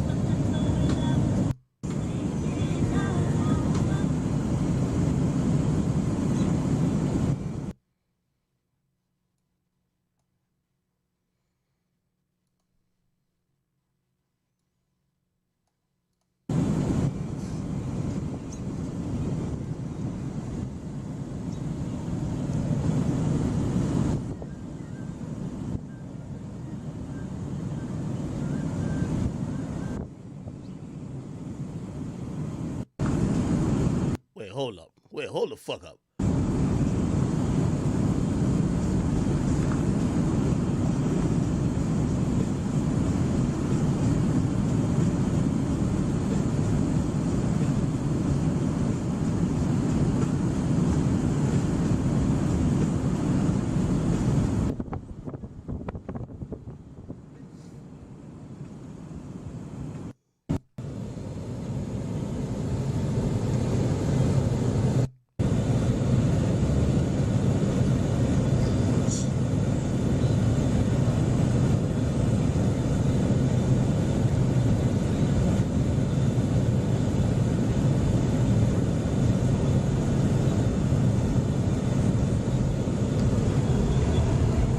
Nigga, I gotta find this other shit, bro.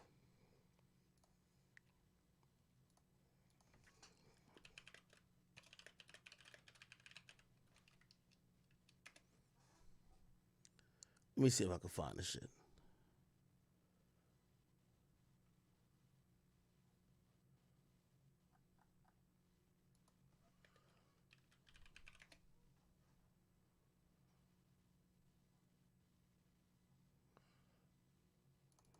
I don't know. Maybe I can't. I don't know.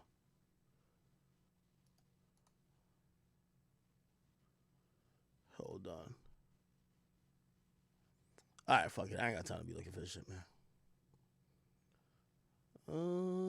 Is it this? Nah, fuck it. Anyway, Detroit, own y'all dirt, man. All right, let me see who else. Who else is on this list? So we got Detroit at 5. Jersey City. Holy shit. I ain't gonna lie. Might be on it. I got some real estate over there. Trust me. I have it in the whitest part, and even that don't even look too good. Nigga, the place I had to get it in, nigga, when you get off the highway, you drive 1 block and you're there. Nigga, even the cops told me, nigga, y'all have about a 5-block safety zone. You go outside this 5-block safety zone, that's the hood. We can't help you over there. Get off the highway, go here, do your job, and get the fuck out. It's like, all right. Okay. Bakersfield? I thought Bakersfield sounds good. Bakers? Sounds like a bakery. Nigga, this sounds like some middle America type shit, like where white people live at. Like middle family shit. San Antonio's dirty? Nigga, Tim Duncan used to play there. Is San Antonio dirty? I gotta see. How does San Antonio look? Ain't no fucking way. San Antonio. Let's see if I can find some shit.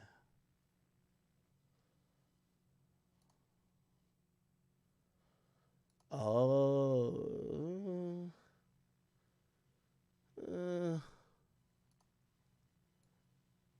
I don't know.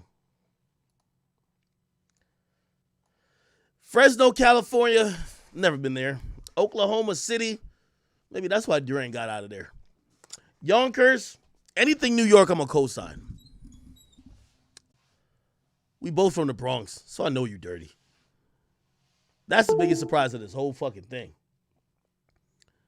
After that, we got Shreveport, Louisiana. Anybody from Shreveport in here? Anybody from Shreveport?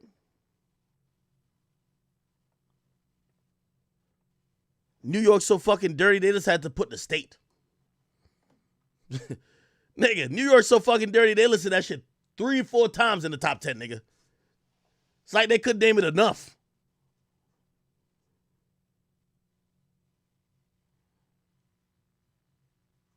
Birmingham, Alabama. Who from Birmingham?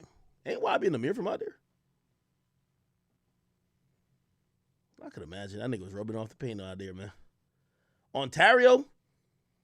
I've never been to Ontario. I've been to Toronto. Toronto's pretty clean. Toronto's one of the cleanest cities I've seen. Like, major cities, really clean. Los Angeles? I could see Los Angeles being... Yeah, Los Angeles is on there just for the homeless. It's homeless niggas, man. Yo, there's certain parts of Los Angeles that literally just smell straight like butt crack.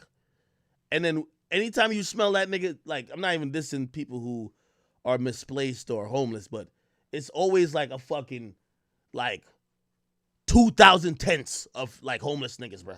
I don't know how Los Angeles have so many homeless niggas, bro. I really have no fucking idea. Like, New York, you know what I realized? And this might be fucked up for me to say, but I'm assuming, so don't take it like I'm trying to judge nobody. I think if the weather's too nice, man, niggas don't mind living outside. If the weather is too nice. Weather too nice in L.A. Nigga, I never heard about a homeless nigga in Maine. Anywhere where the weather gets like minus 30 degrees, ain't no homeless people, bro. Them niggas found a home. Trust me. Them niggas found a home, nigga. They're not kicking it on the street, nigga. Like in New York, nigga, I can't find a homeless nigga like when it's under 0 degrees. Nigga, it's like the homeless niggas migrate like ducks or gooses, whatever the shit that flies south in the winter. Them niggas come out when it's clearly warm as fuck. It's on a nice day. Niggas chilling right there. Yo, I just need some money for weed and beer.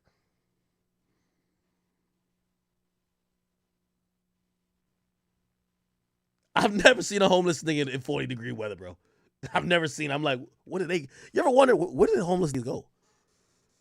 I know some smart technical niggas gonna just fuck up my joke right now. Like they're gonna TI me and be like, well, they actually just go to the shelter. I'm like, why don't they go to the shelter all the fucking time? Questions I need answers, man.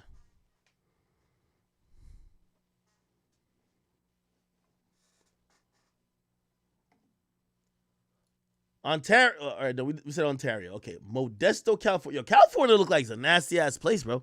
California is on here a lot. Modesto, nigga, ain't that like a beer? Ain't Modesto a fucking beer? Let me look. Modesto beer. Modesto beer.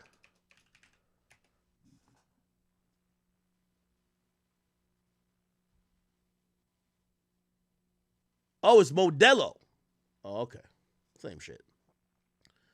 Palmdale. Hollywood, Florida. Hollywood, Florida? I know some really nice places in Hollywood, Florida. I'm surprised I'm seeing this on that list. Las Vegas? I could see Las Vegas. Yo, I went to Las Vegas to interview Dan Bilzerian. I hate cities that's just completely built around casinos. Atlantic City's the same way. The only nice place are right at the casino. You drive 4 blocks the other way, nigga, you in the hood, nigga. I feel like I almost got robbed, nigga. Me and the security and some other people, we went to go get liquor, right? Just landed and need some liquor. Show up to the liquor store. I ain't had my shiesty on at that time, so like, you know, my face is out. Pause. But this is the 4 blocks from the hotel. The hotel is so nice. It's like a $900 a night hotel. We drive 4 blocks away to the liquor store, right? Nigga, this shit felt like the biggest hood. So niggas, I think niggas had seen me. They spotted me. And my security see it. I see it. That's another reason I hate going out with women. Women are so fucking delusional. They never realize when niggas got the drop on you, right? Me, I'm mad perceptive. So I'm at the liquor store. We're in the car. The security's right there. He's watching. Like, we already talked. We're like, yo, listen, we come to places like this, we never stop the car. So even in the parking lot, we keep driving. Like we send somebody to go do some shit, we keep driving.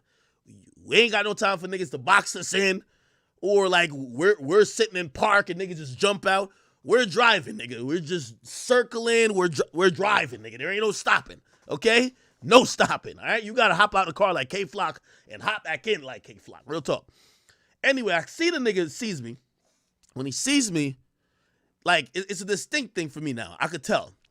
When a nigga sees you and they recognizes you, they're usually like, one of those like, oh. But when they go like this and go like this, usually their next move, what I've noticed, you could tell what their intention is. If they're like, oh shit, that's Ack, I fuck with him, it'll be a little different demeanor. When they might be on some devious shit, you know what they do? They try to play it off, but then you'll see that slowly, they take their phone out, but they're not trying to take no picture of you, nigga. They'll make a call real quick, or they'll get on FaceTime. You don't want to be around for whoever they just called. So I see that. My security see it. This chick who is supposed to, like, you know what I mean? You can sense it, right? This is why you can't have women around. If you have women around, this won't work. Because women won't perceive shit. By the time the person who comes out of the liquor store with the shit, literally, we like, nigga, get in the fucking car. We about to leave, nigga. They're still like, why are we like leaving so fast? We're like, nigga, you don't get the. By the time the person comes out, there was one dude on his phone. That turned into about 3 dudes.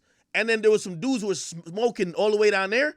They're starting to get close. Now, granted, they could have been fans. Not gonna lie. But these are some dirty-looking hood niggas. I'm gonna just keep it a bean with you. Dirty-looking hood niggas who are just hanging around in front of a liquor store. I'm sorry. We ain't gonna say, which is 4 or 5 blocks from a casino where a lot of people are coming to spend a lot of money. I'm sorry. I'm just not about to stay there and hop out the car and take pictures with y'all niggas. You feel me? Nigga. Told that motherfucker to get in the car and we skedaddle, bro. Feel me? That's what it is. So Las Vegas, outside of where all them little lights is, that's the hood, nigga. I got the fuck up on out of there, nigga. That's one thing. Like, again, I don't think this is necessarily a thing that you're only gonna get with fame. I think you guys, if you guys are, I wouldn't, obviously don't call myself a street nigga, but like, it's just a little savviness, right? You ever been somewhere and you seen, like, could you detect when a nigga's looking at you weird? Then, like, even if you've never seen that nigga before, you go in the mall, you're shopping, right? Say a nigga kind of sizing you up type shit. Could you feel it? Like, yo, you looking through the rack of clothes, but you see a nigga over there, he kind of sizing you up, but he trying to do it on the sly. Would you peep it or would you not know? Like, I would peep it. And mostly that kind of came from, like, me just kind of recognizing when people kind of recognize me. But would y'all peep it like, okay. You feel me? Like, there's this video. I ain't going to show it. I think I could show it, though. But this nigga shot this dude, right? Maybe I could show it. I could show, like, somebody shooting somebody, right? Nigga, we do that all the time. It's like a Ring camera video where a nigga gets out of his car. His wife and daughter is in front of him. Clearly, he feels something. Like, he feels some type of shit. Like, he kind of looks around type shit. And he was coming out of the car with groceries. He moves his hand. He moves the groceries from his left hand to his right hand. It's kind of like he's seeing, like, something don't look too right over there. But he keeps walking, right? Then all of a sudden, he puts his hand. Remember, the groceries was in this hand. So as soon as he hop out, you see him kind of look left. He looked at it one time. But all of a sudden, his body started doing shit, adjusting. Moved the bag of groceries from this hand to this hand, and then this hand that's free, he puts in his pocket. He just has it in his pocket. Cool. They're walking to the door. Like, they park directly in front of the house. They're walking to the door. I guess his girl now is at the door, taking out her keys. You know girls are never ready. Like, they get to the door, like, oh my God, I forgot the door is closed. Let me look through all the makeup. Let me look through all the fucking fake eyelashes. Let me look through all the acrylic nails. Like, so you just sitting there like, so that's happening. He's walking behind him. All of a sudden, a nigga is running up. A nigga start running up from the side. Y'all seen the video? The nigga start running up from the side. And I ain't gonna lie, salute to this nigga because he was clutching his gun. When he moved the bag from this hand to this hand, he had his hand in his pocket clutching his gun. And good thing his gun ain't need to get caught back or none. When the nigga pulls up, bro, he hit him back, shot him twice. Feel me? But the nigga was running up with a gun on him. Like, maybe to rob him, but you never know. Could be trying to execute him in front of his kids. And I looked at that video and I said, this nigga was perceptive. From the moment he got out the car, probably even before he got out the car, when he pulled up on his block, I don't know if y'all like that. I know every car that in my neighborhood. Like I'm the nigga who be like, okay, my neighbor just got a new car, so I could expect it around here. He probably like that too. Like, wait, hold on. Ain't nobody got no fucking Dodge. No, was it a Kia Stinger? A Kia Stinger? It is what it is. Somebody said, I think I could play it, though. Let me see.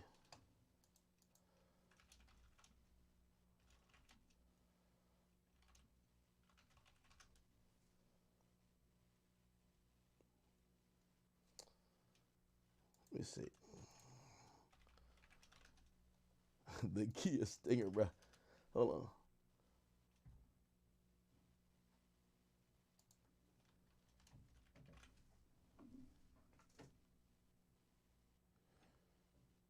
Oh my God. Let me see. I'm gonna try to see if I can find it.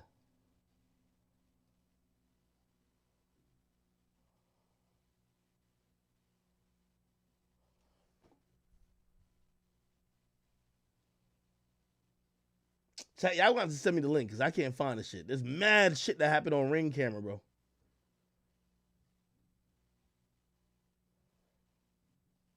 Y'all probably gotta send it to me. But anyway, that was my little Las Vegas shit. Anyway, Fort Lauderdale. I don't really get into like the nitty gritties or like the those type of areas in Florida like that. I did go to Opelika, nigga, and that shit looked desolate, nigga. Yo, so I'm kicking it with like one of these like chicks from Florida. She was a ratchet. I ain't gonna hold you. So she was kicking it with us for 2 days, no kizzy, right? This is like about a year ago. She got a baby and shit now. We kicking it with this chick. Yo, the girl, like she was with us for 2 days, right? Because she had met us somewhere, whatever, like a day and a half, whatever. Only thing I remember, like, yo, she didn't shower the whole 2 days. I'm like every time, like we wake up in the morning and be like, yo, all right, yeah, we about to do these things. We gonna take a shower, whatever. She ain't got nothing to change into anyway. So she just never showered. I'm like, okay, whatever. Anyway, she was like, yo, she finna, she was like, yo, could y'all bring me back to like my house? I need to get something. I really thought she was pretty much saying, yo, I gotta finally take a shower, my nigga. Yo, it's been 2 days, gang. Like, come on now. You know what I mean? She ain't coming with no clothes. So anyway, she was like, yo, could you bring me back where I'm from? You know what I mean? I'm like, I bet, cool. You know what I mean? Whatever. She give us an address. I said, oh, Opelika. I'm like, that's always a funny name, Opelika. That just sounds funny. Bro, we drive to this place called Opelika. I'm thinking it's going to be a normal place. And the more and more we get to the sign that says Opelika, nigga, this shit just looked like a stripped down city, nigga. It looked like exactly what you expect the most hood looking place with a desolate place with a bunch of niggas with gold grills in, nigga, would look like. And then she said, nah, go left, go right. I'm starting to think, this bitch gotta be setting us up. Ain't nobody on civilization lives around this bitch. She's like, nah, make another left. I'm like, all right, hold on, man. Oh, do we gotta just pull it out and be like, where are you sending us, okay? But we also got it on GPS too. It looked like it's a real address. I'm like, anyway, we're going. And nigga, she points us to an apartment complex. I kid you not, nigga, I wouldn't even let my dog stay there. She's like, yeah, go in there. You know the funny part about it? The fucking apartment complex had a gate. Like, the gate, but the gate was like all the way like torn open. I'm like, you sure this is the spot? She's like, yeah. So I said, is this supposed to open? She's like, no, that's why it's ripped open. Just drive through. Okay. She was like, all right, I'm gonna go upstairs. I gotta go do a few things. I think she was implying that she probably gonna shower. She was like, yo, I'll be back down in like 15 minutes. You know me. I'm not staying there, nigga. We drove out of that bitch. So you got your phone, right? Call us. I ain't gonna lie, bro. I ain't gonna lie. But anyway, Jackson, Mississippi. We got Tulsa, Oklahoma, Phoenix, Arizona. Ain't the Super Bowl was there? How could that be that dirty? Orlando is not that. See, I be thinking about the popular places in these cities, right? Like when you think of Disney World for Orlando, you're thinking about near the stadium for Phoenix. Philadelphia, you're probably thinking by where motherfucking Wells Fargo Center is. Philly roads I hate because they're like really like slender. Atlanta doesn't seem dirty to me though. I'm gonna be honest with you. Like usually the dirtiest place I see are more city-like cities. You know what I mean? Where it's like blocks and cramped and, you know, like in New York, you're going to smell a lot of shit and you're going to smell a lot of garbage and you're going to see rats. That's dirty to me. Glendale, El Paso, Fontana, Pittsburgh, Dallas, Stockton, Mesa, Amarillo, Albuquerque, Bridgeport, Tampa, Aurora, Fort Worth, Miami. I don't know what they're using to rate this type of shit. Dayton, Long Beach, Kansas City. How they got two different Kansas City. Kansas City, Missouri, and Kansas City. What the fuck is this? Kansas? Kansas City, Missouri, and Kansas City, Kansas. Springfield, Missouri. Riverside, California. Scottsdale, Peoria, Arizona. Cincinnati, Baltimore, Tempe, Alexandria, VA, New Orleans, Tuscan, Austin, Cleveland, Louisville, Colorado. Is Louisville really dirty? People told me like it's nice out there. St. Petersburg, Waco, Oxnard, Knoxville, Akron. I gotta ask LeBron about his dirt, bro. Henderson, Toledo, Milwaukee, Providence, Salt Lake City, Chandler, Arlington, Charleston, South Carolina. Denver, Port St. Lucie. Really? My boy live out there. Portland, Aurora, Plano, Springfield, Rochester, Santa Clarita, Eugene, Raleigh, Santa Ana, Anaheim, Salinas, Tacoma, Savannah, Newport News, Worcester, Frisco, St. Louis, Jacksonville, Huntington Beach, Wichita. Chicago is 96. Holy shit, man. San Francisco, Fort Collins, Rancho Cucamonga. Come on, bro. The dirty niggas can't even, the dirty niggas who, and I don't literally mean niggas, but the dirty people who could make the fucking city dirty probably can't spell Rancho Cucamonga. Durham, Seattle, Chattanooga, San Diego, Irvine, Murfreesboro, what the fuck? Lincoln, Washington, Spokane, Montgomery, Naperville, Richmond, Syracuse, Escondido, Boston, Oakland, Sioux Falls, Mobile, Alabama, Indianapolis, Fayetteville, Omaha, Columbus, Augusta, Honolulu, Madison, Little Rock, Vancouver, Nashville, Grand Rapids, I've been there, San Jose, Tallahassee, Minneapolis, Sacramento, St. Paul, Boise City, McKinney, Hayward, Columbus, Overland Park, Bellevue, Lexington, Charlotte, Anchorage, Roseville, Greensboro, Huntsville, Winston-Salem, Buffalo, Fremont, Des Moines, Norfolk, Sunnyvale, and Virginia Beach. Okay.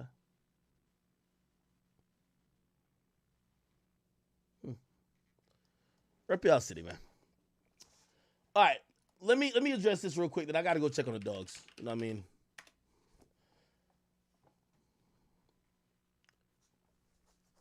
Real quick, Quavo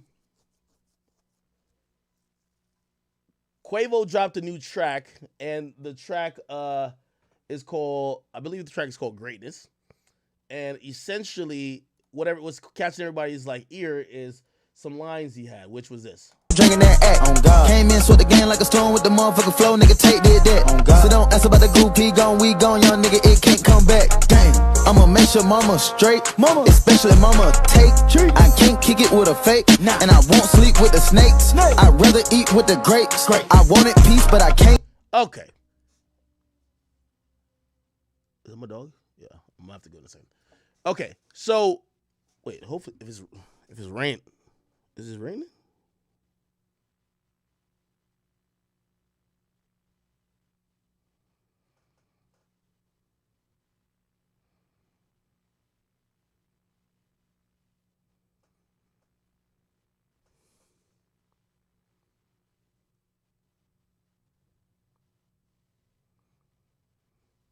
All right, let me just get through this real quick. All right, anyway, he's speaking on the Migos. He basically said, check this out. Came in, swept the game up like a storm with the motherfucking flow, nigga. Take did that. He said, so don't ask about the group. He's gone and we gone. Now everybody's coming out to say recently that Takeoff was the reason why there was Migos in the beginning. Apparently he was the glue that held them together, which is Offset and Quavo. Not that they had bad blood between them, but apparently it was his idea, like, yo, we should be a group. It would help us all. It could be something different. We could really kill the rap game if we all just work together. So it was his idea to have the Migos as a thing. That's what I'm hearing. I'm not sure if this is confirmed yet, and I'm pretty sure Offset or Quavo will speak about it. Regardless, he says, so don't ask about the group. He gone, we gone. Young nigga, it can't come back. So basically he's saying that, yo, you know, since Takeoff can't come back, the Migos can't come back. And that's the question and the answer to, will the Migos ever reunite? Because he's pretty much saying, and I don't think this is necessarily a diss to Offset, Quavo and Offset isn't the Migos. Quavo and Offset is Quavo and Offset. Just like Quavo and Takeoff wasn't the Migos, Quavo and Takeoff was Unc and Neff. Like, they didn't say we're the Migos. They said it's Unc and Neff, right? but I think maybe what they're thinking is to offset this is the later bars that says, I'm going to make sure mama's straight, which I would imagine that he's talking about Takeoff's mom. He says, especially mama Take, right? So I guess maybe the first one he was talking about his mom, and the next one he's talking about Takeoff's mom, and obviously there's an uncle and nephew type of thing between them. So Takeoff's mom is probably his auntie or something like that, right? But then the line says, I can't kick it with a fake, right? And people are believing that this is at Offset. Now, I don't know if this is at Offset, but I would be pretty surprised, and I hope it's not.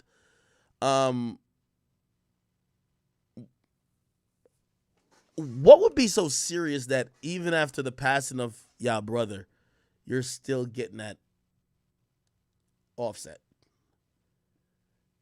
And what could he have done that's so fake? I know the rumors came out that supposedly he had fucked Sweetie, which supposedly everybody has denied. Like, I haven't seen nobody really confirm it, but he has rapped and alluded to maybe something like that happening. But he's now saying, I can't kick it with a fake. Then he says, and I won't sleep with the snakes. And people believe that the I won't sleep with the snakes line is about Sweetie, and maybe those two lines are connected because the long-standing rumor that Sweetie slept with Quavo. Not Quavo, I mean Offset. Now, one of the reasons I also believe that's not true, Cardi B is one of them women, if you fuck another girl, she's going to let the world know. Like, she's going to let the whole fucking world know, Offset did this, Offset did that, Offset fucked this girl. Like, and she's not throwing any shade. What girls do usually when their man fucks another girl, they start hating on the other girl or throwing shade. She hasn't thrown no shade, at least from what I've seen towards Sweetie. She's not dissing Sweetie. She's not out and Offset. So I got to imagine that probably ain't happened. You get what I mean?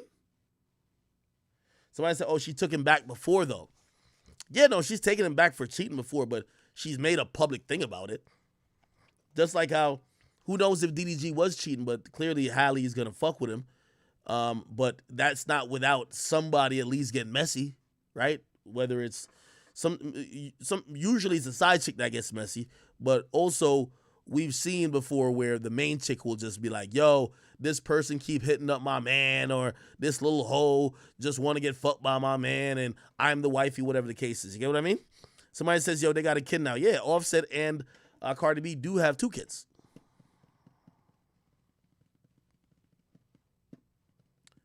Still, another reason I'm just doubting it is like, bro, if Saweetie's just like a bop, and yes, let's say he fucked her behind your back. Takeoff has now passed away.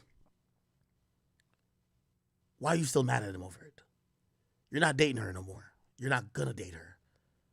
You took the Bentley back. Why would you still care? Do you get what I mean?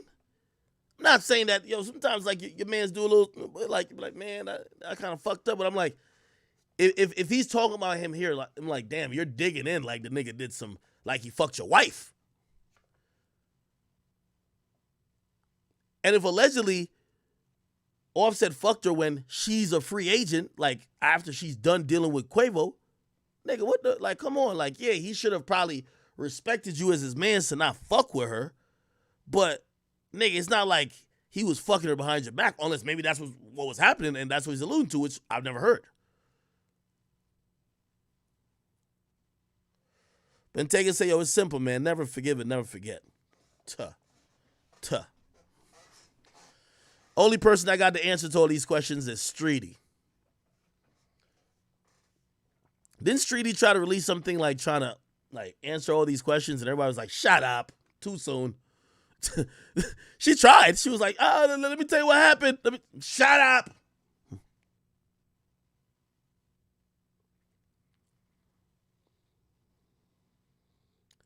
Somebody said they not mans, they brothers. I hear you. It's definitely a line that you don't cross, but the woman isn't in nobody's lives. You wouldn't break up over somebody that nobody's y'all wouldn't like be beefing, I believe, over someone that neither y'all are fucking with or even care about, I would hope, at this point. Now, if it was somebody who did something with Cardi B, I get it. Like, yo, that's the mother of my child and my wife. But Streety?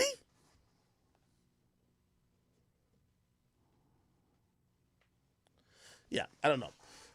In other news, yo, I just want to salute to Pusha T, man. In a day and age where I believe that rap is just, I think rappers, the gangster ones, they're even they're scared to even keep rapping about gangster stuff because they know that there's holes in their resume. They know they might have snitched on a few dudes, and everybody's getting outed. We're realizing that the majority of rappers seem like they haven't been solid. Like the gangster rappers who've been preaching gangster stuff.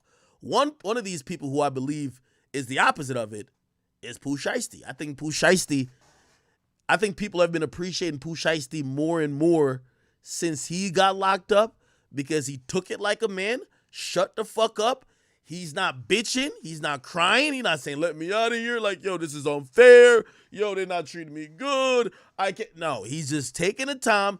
He wrote his caption when he go and he said, yo, I'm going to come back out still a gangster. And I'm still standing on it. Fuck it. He owned up to everything he did.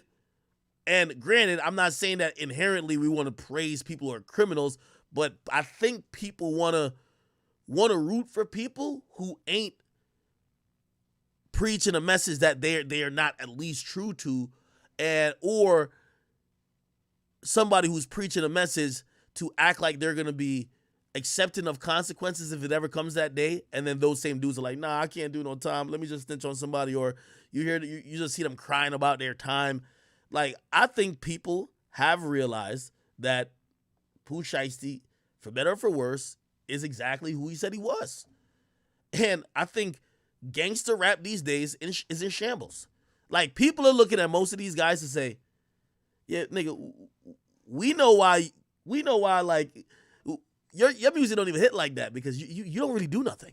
Like, unfortunately, that's what it is. Drill music forced a lot of rappers who was talking all that stuff to look crazy because the drill rappers were actually doing exactly what they were saying, and they were doing it really quick.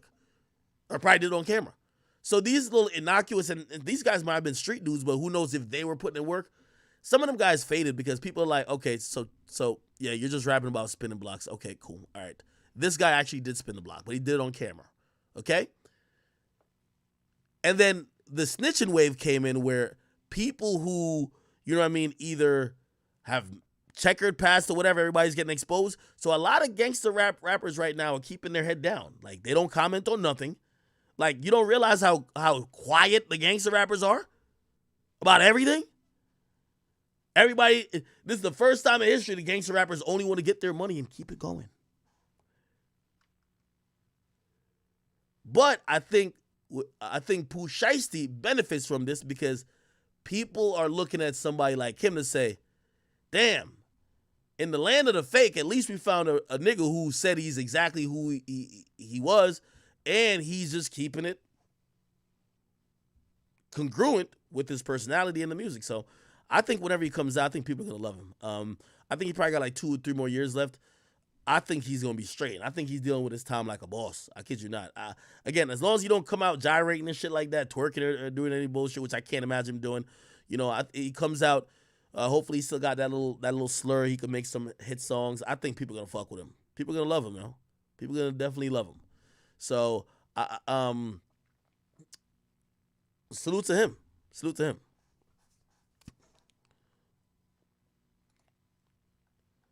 All right. Let's see. What the fuck else? Oh, they got Rihanna performing at the Oscars. Yeah, the rating's going to be through the roof.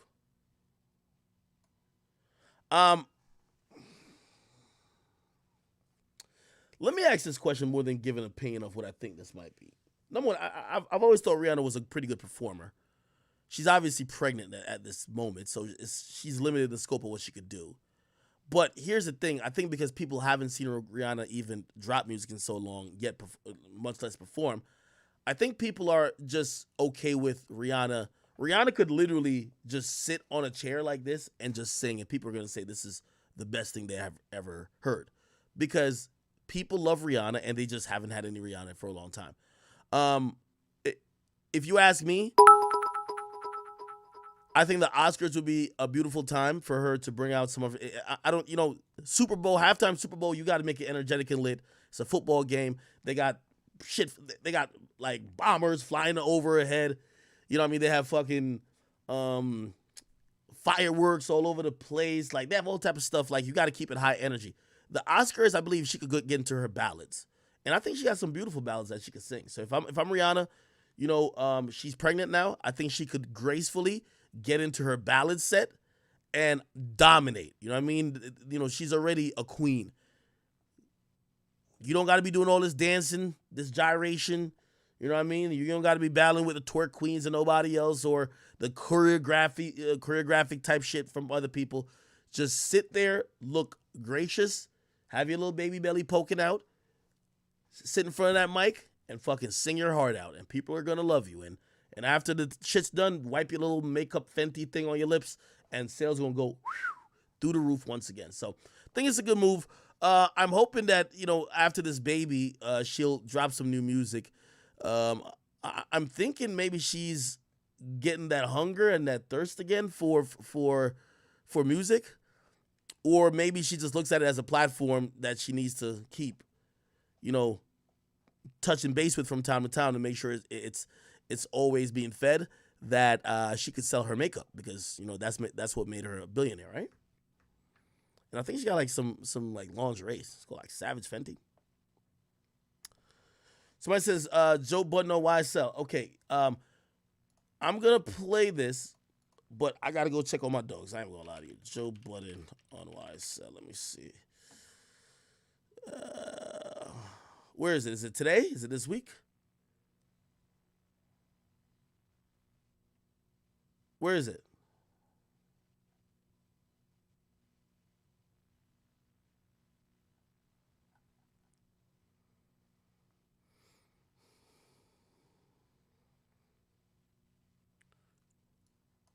Where's Joe Budden?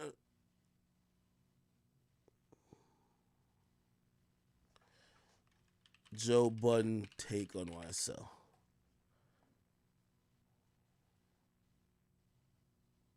Is it this? Episode 604? Okay. The thoughts. Is it timestamps? I gotta tell me the timestamp for some people. Okay. I'm gonna get it. YSL. Here we go. So a guy named YSL Woody. I'm gonna go tend to my dog. Okay. See? What is it? Woody or Woody or something. This is exactly my point. Yeah. Because then we're going to get into this. I'm not street or tough enough to say this take, but boy, I want to say it. I might even call some tough niggas so I can say this one. Let Flip say it.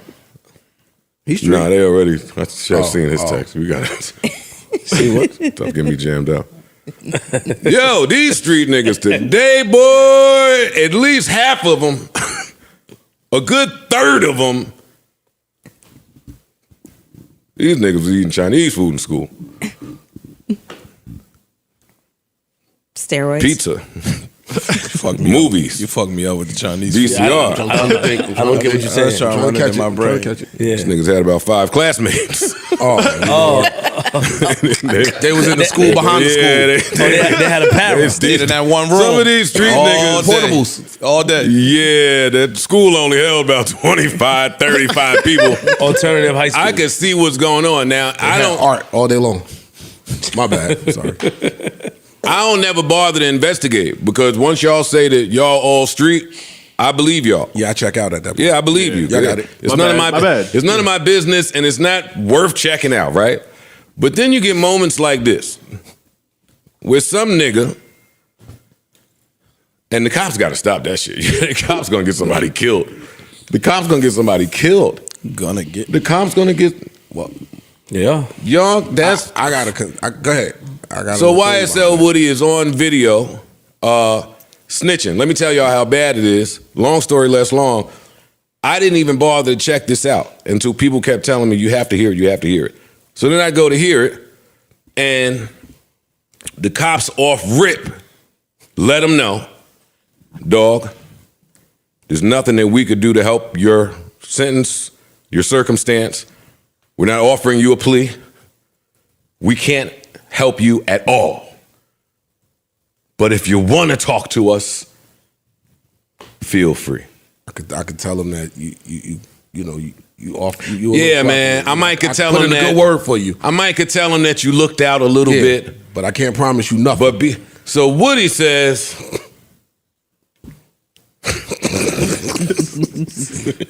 Well, what don't he say at this point? So Woody says, all right. How much time you got? I might could tell you about somebody gonna die tonight. Wait, the cops stopped him. Hey, we can't help. You telling us this on your own volition. He keep going. Yo, somebody gonna die tonight, and I might know the car that's gonna pick up. They might change the car now that I'm talking to you, but I know the car, and I might can arrange something to where I make the call, and y'all be there in the sting operation, but you gotta make it smooth because they're gonna know because, yo, I'm sitting there watching. Yo, he was trying to design the whole play. He's like, yo, if y'all can get me out of here by 11 o'clock and give me a different background, like, I could call and we could set it up. Like, he's trying to orchestrate this. He's play. been a snitch for 11 now, but years. you have to get me out soon. Yeah, it gotta be soon though. Because if it's not by this time, they're gonna know and be suspicious. 11 years he's been a snitch, a cooperator. 11 years he's been cooperating with the police. Carried away. It's a long time. And then they posted his Instagram photo and caption upon being released, where he got into this whole, nah, I didn't snitch, I didn't tell, I ain't cooperate, blah, blah, yada, yada, yada. He did all of that, right? And then a couple hours later, Gunna lawyer decided to chime in and say, hey, Gunna didn't do that.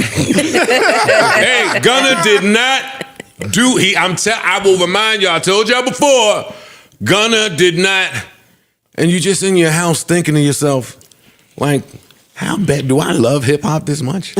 Yeah. Do I love hip hop this? Did LL and them really do it for me where I have to deal with this in 2023 with these fucking idiots?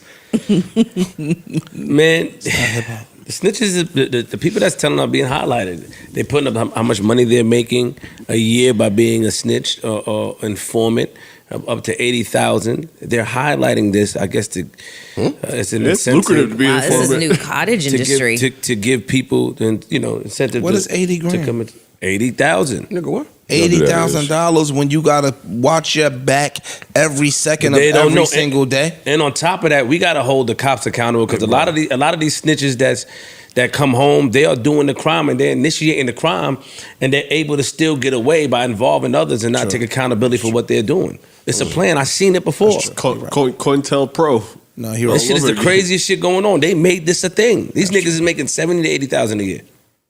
The cops should not be leaking the videos of these niggas snitching. They trying to get rid of all the old snitches and get some new what ones. I think that is, what I really think that is them putting that video out. If something now happens to this dude, they're gonna try to tie that back, and now they can really that ties more into that RICO charge. It's the truth. That's not true. Why don't it? Because if I try to make it look like you orchestrated a hit on him for that, I'm asking. You're gonna have plausible deniability that, people don't like rats. People don't like snitches. So whether I put a hit on him or not, some people just emote that nigga because he around me. Like, get your snitch ass out of here. Niggas was killing snitches. What I miss, Chad? What I miss?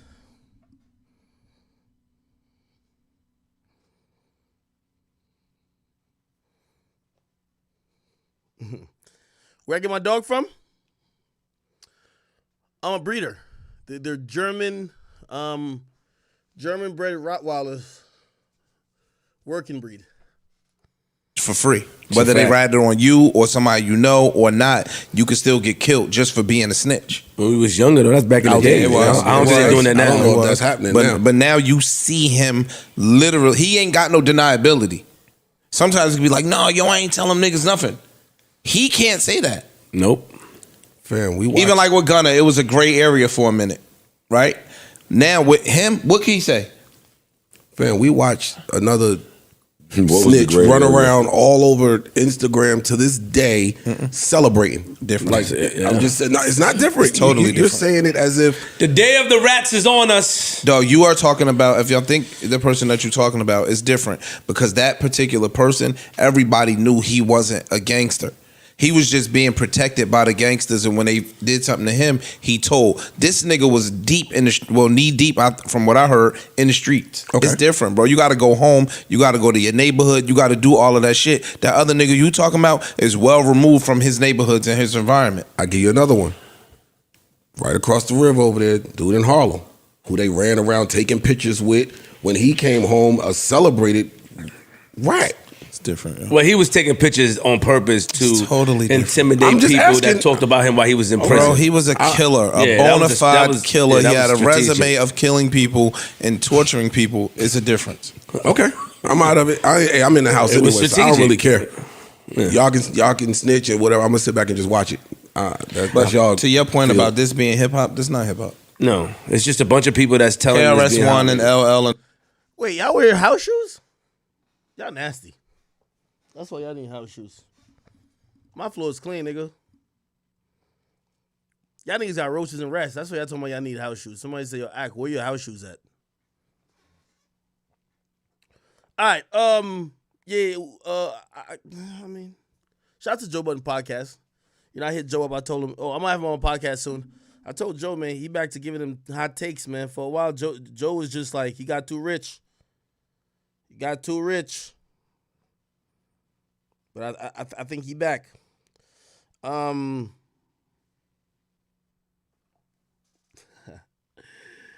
Let me see, what the fuck is this?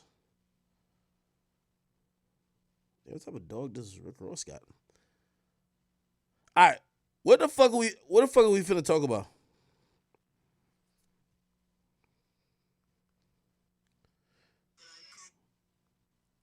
The YSL Woody situation?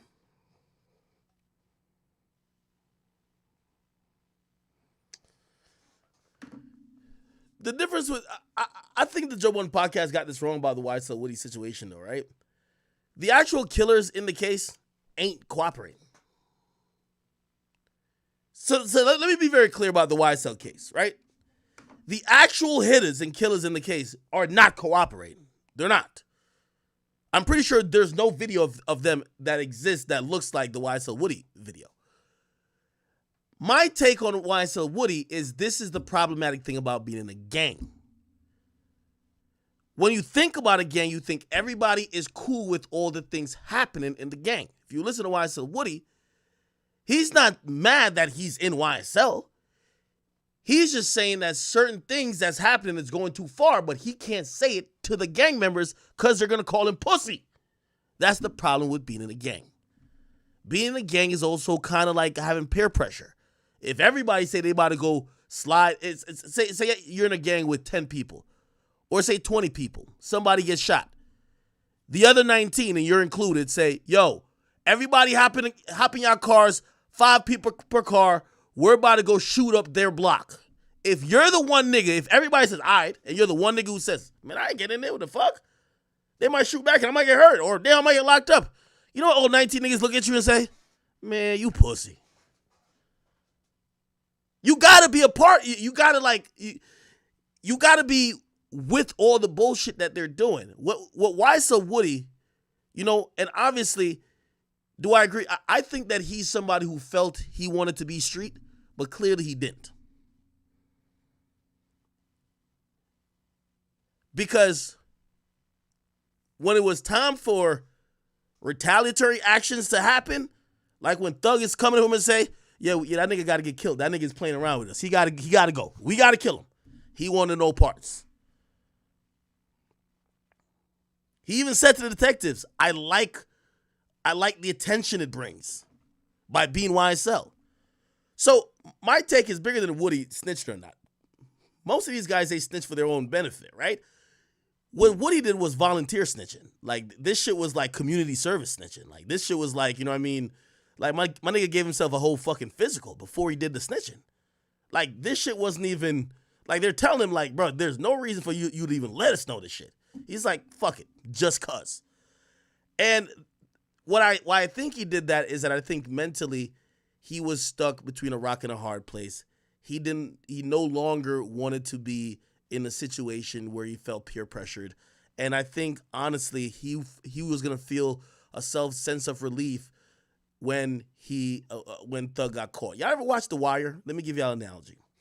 If you watch The Wire,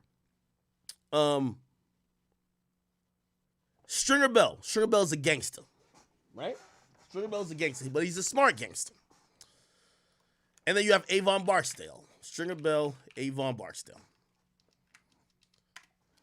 And if you ever watch it, you're going to notice, and spoiler alert a little bit, these are the two men.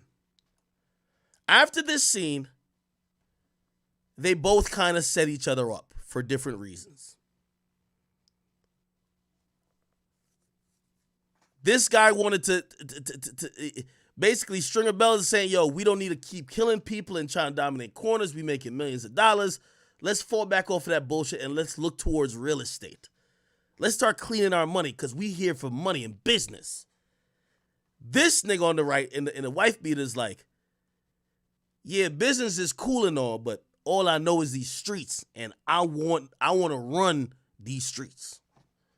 So this guy sets the other guy up, and by the way, I know it's a fictional movie or a fictional show, but it kind of showcases, this is what YSL Woody's going through. I think YSL Woody couldn't wait till Thug got arrested, that he would stop feeling pressure to do things that he didn't necessarily want to do.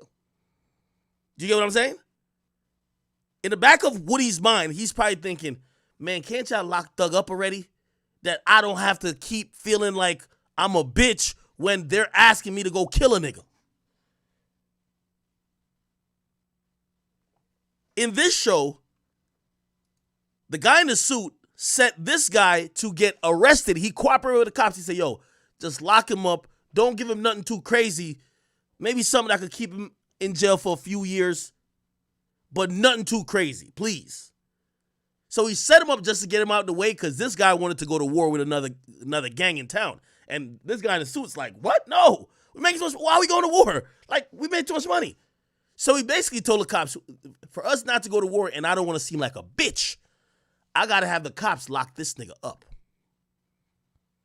Because when he locked up, and he was locked up early in the movie, this is when he was locked up, or early in the series. When he was locked up, they ain't go to war with nobody. When he got let out of jail, he was mad. He's like, yo, how the fuck we not running the streets? Like, the dude was telling him, yo, it don't matter about streets. We get money. Like, we don't got to run the streets. And niggas like, man, fuck that. Why we not running the streets, nigga? Like, my father used to run these streets. This is what the fuck we do. So he was setting him up that he could get locked up for a couple of years, that he don't got to feel like a bitch because he don't want to do that shit no more. And he eventually, which is kind of fucked up, even more fucked up, he set up him to get killed because that's some other shit. Because this dude double-crossed somebody else, and it was a street nigga in the codes of the street. You know what I mean? He could have went to war over it, but like he respected the protocol, and he also realized that this dude was fucking just not. The relationship was kind of done at that point. Anyway, The Wire, one of the best TV shows ever done. It showcases the reality about just regular life in the inner city, from the crackheads to the fiends to the homeless people to the kids to the teachers to the hardworking blue-collar worker to the police officers, the lawyers, crooked lawyers, judges, senators, goes all the way up the chain. It was a beautiful, even down to the media, it was a beautiful depiction of life in the inner city neighborhood. I suggest you watch it if that interests you. Anyway, that's my take on YSL Woody. YSL Woody is a nigga who probably started off as, yo, I'm in the streets, but he don't. When I looked at YSL Woody in that room, YSL Woody is not no killer. You heard him say it. He basically say he ain't doing certain shit. He one of them niggas who, and this is the thing I say about gangs. He one of them niggas who's halfway in and halfway out, but they enjoy the benefits of being in the gang more than they realize some of the things they're going to be pressured to do. Like, for example, he enjoys the fact that he's in the gang, and when they go out, bitches is on him. He gets some attention because he's YSL. But when he needs to further their reputation by beating somebody up or fucking robbing somebody or shooting at somebody, he's drawing the line there because, you know, he's not built like that. Remember he kept saying Quay? Woody kept saying, yo, Quay's stupid. Like, Quay do anything they say. Yeah, because Quay is one of the programmable drones in the gang. And that's what I say about gang. Being in the gang oftentimes is like groupthink. Because where and when could you say no and make your own decisions to say, nah. So if the leaders or whoever the higher ups say, yo, we got to kill that nigga. Be like, what do you do? By the way, there's a funny scene in The Wire where they tell they call them muscle, the hitters, the shooters. They tell them, yo, y'all got to go kill this person. And it was a security guard. And a new dude, which was his name was Michael. He was in the car and he was asking, he was like, yo, wait, why are we killing him? And they said the perfect answer to the nigga, because he's a peon in the whole organization. It said, don't worry about the why, nigga. It's a why not in your repertoire, nigga. Don't worry about the why. We just killing that nigga. You feel me? I don't know if y'all remember that. But yeah, it's kind of like how being in a gang and being in one of these organizations is. Like, you got to go with what everybody says. You can't be like, nah. Be like, wait, we're killing him because our leader felt disrespected because he stole in front of his face and the dude tried to stop him because that's his job. He's a security guard. So there was a scene where it was actually the other guys that these guys were beefing with. This guy stole from a store. So he's about to pay for something. He sees a security guard watching him. He's at the register. He has money in his hand. But just to, like, you know, kind of let niggas know he's that guy, he steals something right in front of the security guard's face and walks out. So the security guard is like, fuck, and meets him outside and says, bro, yo, what's up, man, nigga? I'm doing a job here, like, because everybody knows who the guy is. And he basically told the dude, like, yo, listen, I gotta check you for even stealing shit, even though you a big dog. And the dude didn't like that. The dude even stepped to him, so he told his shooters to go kill the guy. All right, anyway, watch The Wire, man. Yeah, you want it one way, man. Why everybody saying Clifford paperwork? Where's the paperwork? I don't know if I can play The Wire here. They might shut the shit down. It's Marlo stealing from store. This is the clip. $1. So you're gonna see him stealing shit. So he pays for the shit, and then he just takes some shit and put in his pocket. And he looks straight at the security guard. Walks outside, the security guard follows him. You think I dream of coming? The fuck? You think I dream of coming to work up in this shit on a Sunday morning? Tell all my friends what a good job I got? I'm working to support a family, man. He just ignoring this nigga, man. Pretend I ain't talking to you. Pretend like I ain't even on this earth. Oh, shit. I know what you are. Now, I ain't stepping two, but I am a man. And you just clip. Is this how niggas talk in Baltimore? That shit and act like you don't even know I'm there. I don't. Oh, this one got him killed. I'm here. Look, I told you I wasn't stepping two. I ain't disrespecting you, son. You want it to be one way. What? You want it to be one way. Man, I don't You want know it to what be one Man, way. stop. Stop saying that. And right at that moment, this is his car full of shooters that drive him around all day. But it's the other way.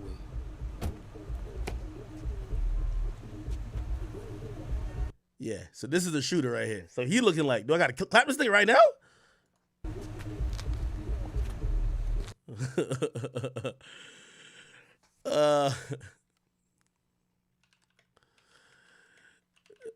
Oh, yeah. Maybe they have the clip. So they're going to kill him. Here they goes.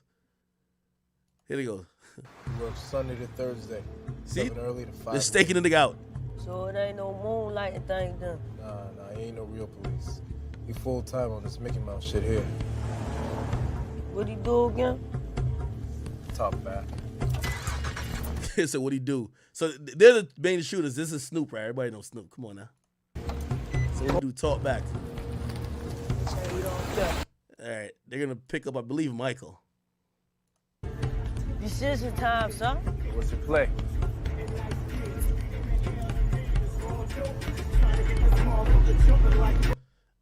Little kids stealing cars and shit. Oh, maybe the Y was here. I don't know. I guess I'm on your package. Where the boy at, Michael? But he ain't no regular. Oh, yeah. Oh, this is when it happens. He's just working off a debt. Why? Why you care? Never mind you why. Why ain't in your repertoire no more, nigga? Yeah. Somebody said, was it a low budget show? Yeah, it wasn't that. It was an HBO show, but it wasn't that high budget. Yo, it's really, I'm telling you, I swear it was really good. I don't think they had like, they had many, many characters, so they probably wasn't paying everybody like no wild amount of money. So from what I hear, they used to get a lot of locals to be in there. Obviously he became an actor. He's acted in a bunch of other stuff. Michael from The Wire, what's his name again? Michael from The Wire. Yeah, Michael from The Wire is actually Tristan Wiles, right?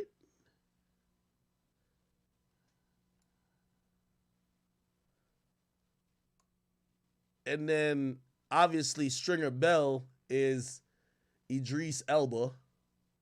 And who else? Avon Barksdale, he's good in every old school hood movie, bro. This Jimmy McNulty nigga has gotten a bunch of roles. Let me see other characters in The Wire. Characters on The Wire.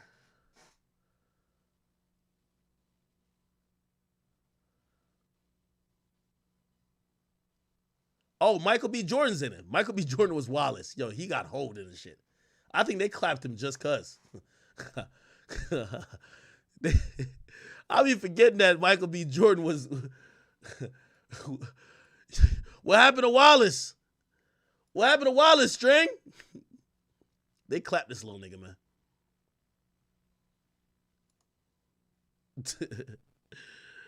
Oh, man, look. Is it Michael B. Jordan's mom had to be taken off the Wire's set during this scene? What scene was this? Oh, the death scene. I remember my mom being on set. She's in the Village video. You could hear her sobbing and crying and stuff. It's pretty distracting. I'm like, Ma, somebody please just take her off set. It was a good time looking back at that. Yeah, salute to Michael B. Jordan. Yeah, this don't even look like that nigga.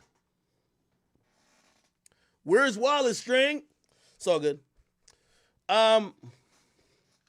Somebody says legacy of Pop Smoke and the future of drill music.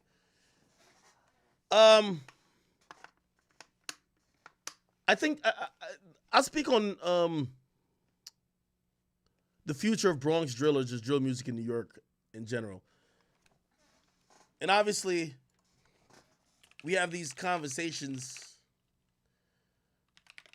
from time to time. Like, I thought K-Flock could have developed to be something in the realm of what Pop Smoke was. And what Pop Smoke was a artist bigger than just a drill artist. I think drill is missing that. Fabio does a pretty good job of, I think he's had a lot of artist development. But what is happening now is that the majority of people making Bronx drill are just moving from trend to trend that seem to be more TikTok influence, and we're not getting artists being developed. There's nothing wrong with following a sound, right? And some people also, they'll get a peak, like K-Flock a bit. Like, they'll get a peak from some of the antics matching the lyrics and it being catchy enough. Like, I know it's going to sound bad, but a lot of the coonery he was doing made the music sound a little bit hotter. Like, people like, oh, shit, this nigga is really about it. When he says, yo, I still up it in fashion. And niggas realize he's up it in fashion. When niggas is literally on a live saying, yo, don't run, don't trip. And then he drops a hit song and the first words is, don't run, don't trip. Like, it kind of it works. Like, it helps the consumer say, oh, this one of those. Like, gangster music and hip hop is about almost creating yourself to be a super gangster. Like 50 did it. Like, even though he got shot, he's like, yo, they shot me 9 times, but I still ain't go. And the niggas who shot me, they're dead. Right? Like the super gangster, right? Like everybody loves the super gangster. So that's just kind of one of those. And that could help an artist as well. But I think where Pop really defined himself and made himself different was that Pop Smoke was more than just a guy following a trend or rapping over just certain beats. There was some artistry there. And that's what, we're going to eventually find one, like, because it always happens. There's a lot of creative people that's coming from these communities because, they have no other choices but try to be creative, right? But these guys got to work on being creatives. They got to work on honing their skill and developing their talent to not just make songs that's repetitive or seem repetitive. They got to work on making music that, to give an example, when you hear Pop Smoke make songs like Hello with A Boogie, or Pop Smoke made songs like What You Know About Love, right? Something Special, even though pretty much all those kind of seem like sample-based joints. He was beginning to make hits that you didn't think of, oh, he's a drill rapper. You're just thinking, oh, he's just a rapper that came from drill. That's what we think about Dirk. And these newer rappers right now, they're either being dominated by the dances that they're all trying to fit the music to.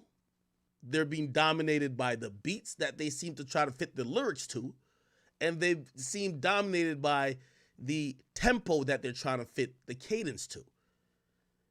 The next dope person that comes out of New York and is gonna be transcendental, like on some Pop Smoke shit, is gonna defy that. They're gonna set the tempo. They won't follow the tempo. They'll be able to do some of the same stuff, but they'll be able to go off pace, off the beaten path, and kind of show something new. Because right now everybody's copying and pasting. So-and-so's a bitch. I see you last night. I heard he snitch. I hit him in the car. Bitch, it's a war. Like, yo, smoking on a pack. Bitch, you whack. Like, everybody's like just doing the same thing. Ha, ha, ha, ha. Spin around. Yo, like, it's the same shit. You know what I mean? So it's going to be somebody that does that, but does some other shit too. That's it. It's kind of developing your art a little bit. Like, you're supposed to have a few songs like that, and then you got like, yo, this is a song I made where I'm telling you, I'm breaking down how I couldn't sleep after the first time, even though hopefully it's not true. I couldn't sleep after the first time I was in a shootout. And that's going to make an artist take off. But right now, and I can't blame them, because number one, it's mostly kids. Number two, the easiest way or the easiest path of least resistance is to copy what everybody else is doing. Like everybody, like if you're making a Bronx drill song right now, just automatically just install the ad-libs. Kra, kra. Boom! Like it's the same shit.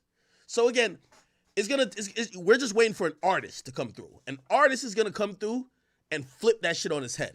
And when that person flips it on his head, everyone will copy and try to sound like that person. Remember when Pop Smoke came with that unique deep voice? All of a sudden, half of the niggas in New York had deep voices. Yeah. That's how everybody was sounding. Everybody was sounding like the Cookie Monster, nigga. Hop out the V.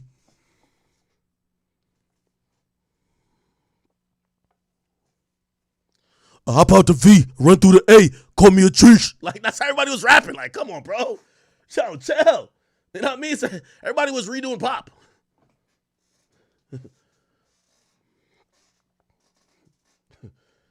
and then everybody repeats the same little lines. Like, it's like no one's creating new phrases. Everybody's hopping out the V. I hop out the V. Oh, come on, man. Oh, man. Anyway, again, Bronx drill is gonna be a thing. It's the music of the youth for the most part in the New York City. You can't get rid of it, but for it to grow beyond just a regional presence and to make you feel like how people felt like when they heard pop at a certain level, and make them feel like how they felt what could have been K Flock's career, is gonna take an artist or somebody who does it uniquely, or perhaps another crash dummy who's just doing it so reckless you can't not look, right? Like, that's kind of like the 6ix9ine method. Like, yo, shit, even if you don't think I'm the most talented motherfucker, you just can't not look at me, right? This is what it is. Cool. Hop out the V, run through the A. Bang me a trish. My voice deep. Smoking on Ruri.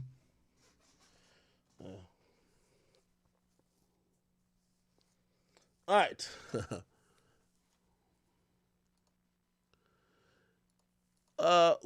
What else? T.I. posted paperwork on the story.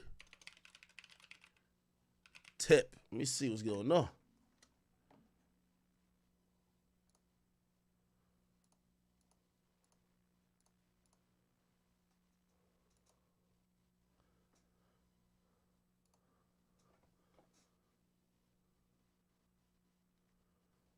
Oh shit. Let me post this to the gram.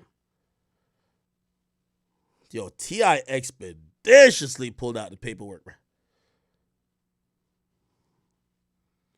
Yo, chat, I'm still asking a question. Can somebody tell me the benefits of being a gangster rapper, bro? Yo, the more I report about this shit, don't it sound like really good to be pussy? Don't it sound really, really good to be pussy, chat? If you pussy and you snitch, nobody cares.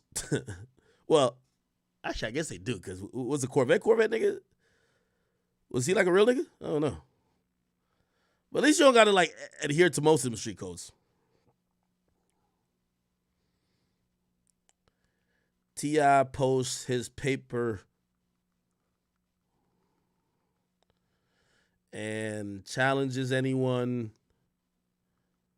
who questions him to have a paperwork party.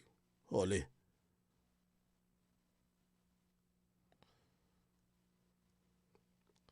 All right. My boy T.I. letting y'all know, man, he ain't no goddamn cooperant.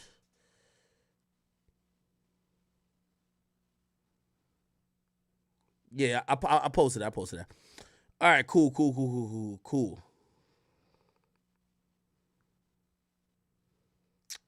Oh, yeah, we should talk about Nipsey's killer. Nipsey Hussle's killer got 60 years. He tried to use the I was mentally insane. I went crazy at the time. So it's kind of like an alternative of the crime of passion like defense. It's just like, I just snapped. So I shouldn't, I'm wrong, but I shouldn't be blamed like the other people if they did it.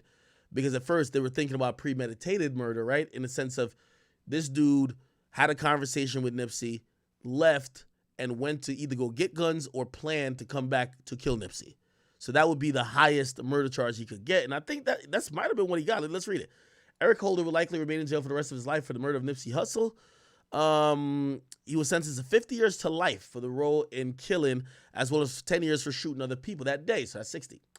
I'm very mindful, blah, blah, blah, blah, blah. All right, hold on. Let me see. He was sentenced to 25 to life for the murder, additional 25 for the firearm sentence and enhancement and 10 years, blah, blah. Okay, cool. He was found guilty of attempted voluntary manslaughter.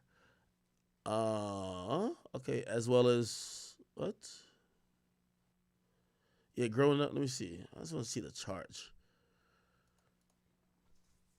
Okay, so it was first degree murder. Let me see what it is. First degree murder, two counts of attempted voluntary manslaughter. Okay. Yeah, I think first degree murder means there's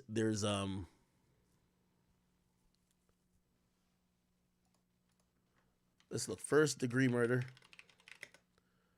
California. I think there's intent with that. I'll click here and look at it. I think that means he has some type of intent.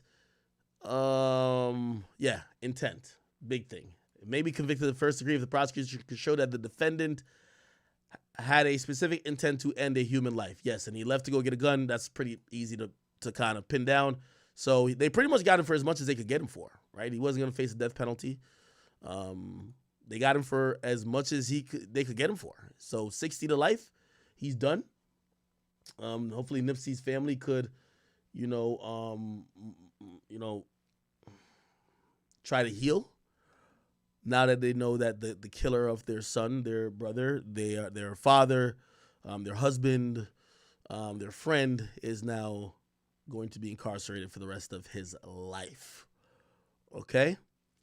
And, people usually have conspiracy theories. No, there was nobody who killed Nipsey because he was going to buy the whole Compton or Crenshaw. No, it's just some nigga who, as we sit here and we're talking about snitch this and who's a snitch and who's not a snitch, we should be mindful that Nipsey got killed because essentially, according to what was reported in court, and I know people are going to change narratives this and third. I'm just only going off what was said in court, because Nipsey inquired about the paperwork. And we're talking about paperwork a lot these days.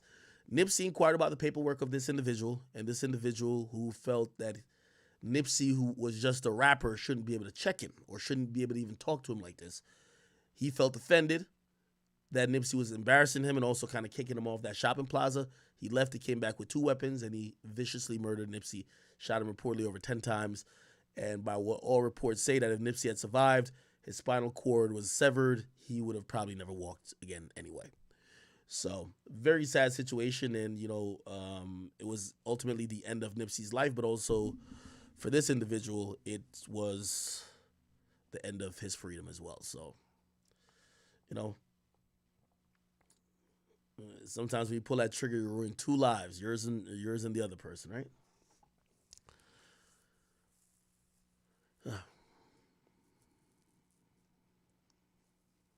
Yeah, and for other people are going to be like, no, that's not why I killed him. The prosecutor said he killed Nipsey because Nipsey called him a snitch, all right? That is one of the things about having these discussions.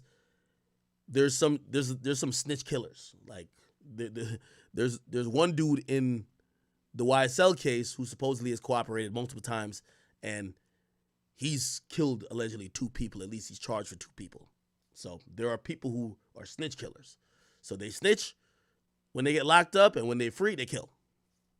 You know what I mean? I call them niggas, they're bi-savages. You know what I mean? They're half snitch, half killers. Fuck it. All right. Shit.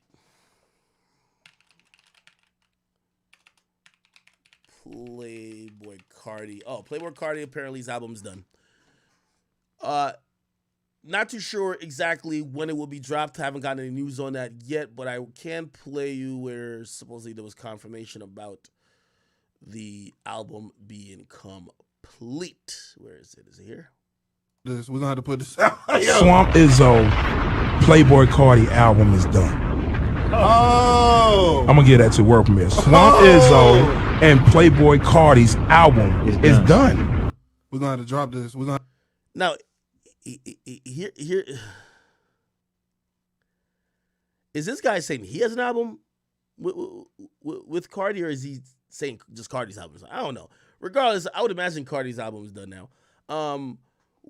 I keep telling y'all, Cardi has done enough in music. He's worked himself into a space where he is just the most coveted, seemingly most influential. He's leading the pack in inspiration and still being cutting edge. Like, I don't think people listen to Cardi and thinking that it's stale yet, which that's actually very, very impressive. Like, Cardi is still fucking, I ain't gonna lie to you. I think Cardi might be the Weeknd of the SoundCloud era. Yeah, I gotta just say, bro. Like, he's the Weeknd of the SoundCloud era in the sense of, I think, even now, there's a level of mystery to the Weeknd, and we still expect the Weeknd when it comes to style and sound to be very different and be transformative, and I think that's what Cardi is. So I know it's not a direct, it's not a direct not direct comparison. Somebody says, some people say, huh? I'm giving a slight comparison. So like, how The Weeknd is for pop, but The Weeknd just isn't just a regular pop nigga. The Weeknd is just like the fucking Weeknd. I think Cardi, but he's the heights of creativity, it looks like, right? The Weeknd, right? I think if we're looking at creativity wise, right? I got The Weeknd over Travis Scott by a long shot. I would hope y'all do too. I think Cardi's in his own realm above everybody else, like how The Weeknd's above everybody else in his realm. I hope y'all get it. All right. I see some of y'all confused. I'm not talking about pop. I'm talking about some of the most creative minds. I'm giving Cardi a prop. He's one of the most creative minds, like how The Weeknd is one of the most creative minds. He's one of the leaders. Like, there's few people who I just feel like they're constantly changing shit and changing the sound. I'm going to say Kanye. I'm going to say The Weeknd. I'm going to say Cardi. Like, that's a very exclusive list, right? So Kanye, Cardi. I'm not putting Travis in it. Travis sound the same every fucking album. I ain't gonna lie to you. At least in my opinion. Like, but Weeknd, Kanye, Cardi. Yeah. Hopefully I get the Tyler the Creator. Yeah, absolutely Tyler the Creator. Absolutely Tyler the Creator. Absolutely Tyler the Creator. Absolutely. Absolutely.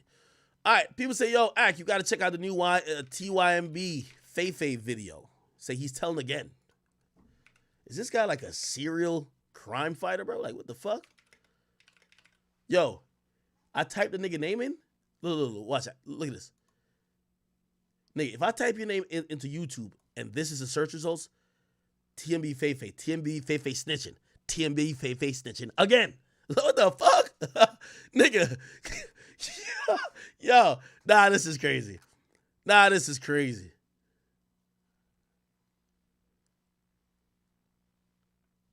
Is this another one?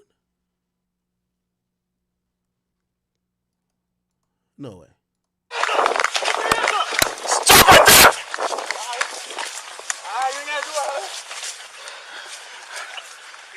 I got him. I can throw it. Some throw it? Yeah. Come here. We have them. We have them down. Watch your gun. Watch your gun. Watch your gun. Go ahead, holster. We got it. You got my phone? Nope. Motherfucker. Give me your fucking hand. Give my phone. Got it? Yep. You got it? Yep. Anybody got it? Here. You got it? You got it.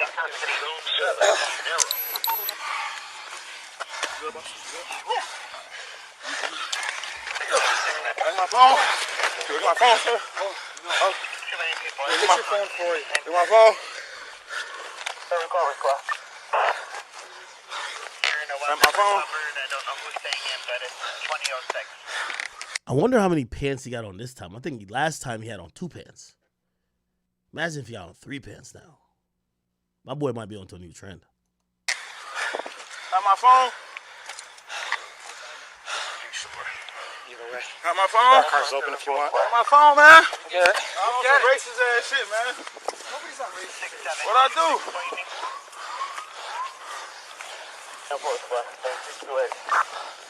I'll speak to somebody.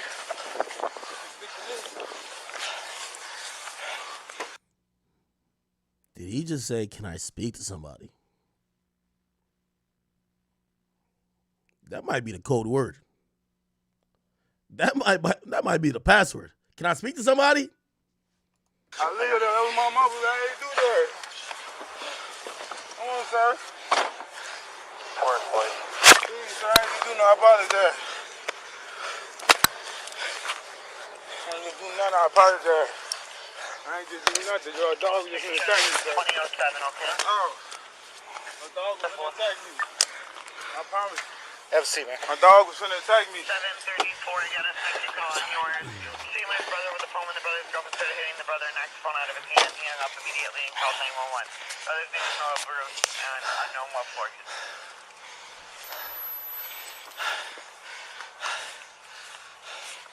7-7.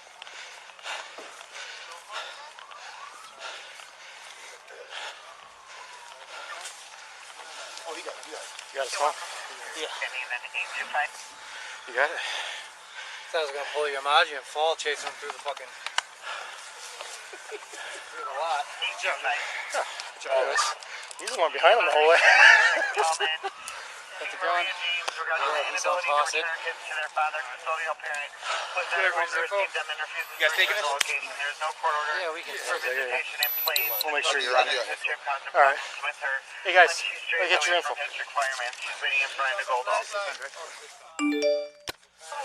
You're a convicted felon?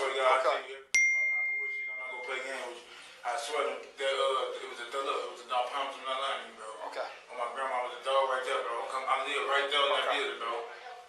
It was the boys, the gang members out there. Okay.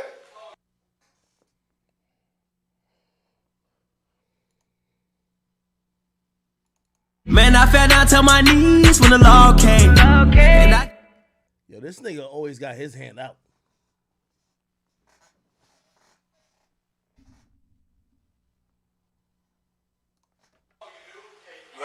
Yeah, gang bang. It was gang bang. It was way more gang bang. It was people all out there. DPC was dog, bro. He was having a dog fight. Okay. The dog went up to me. He did it again, man. Fucking did it again, bro. Did it again, gang. Did it again, man.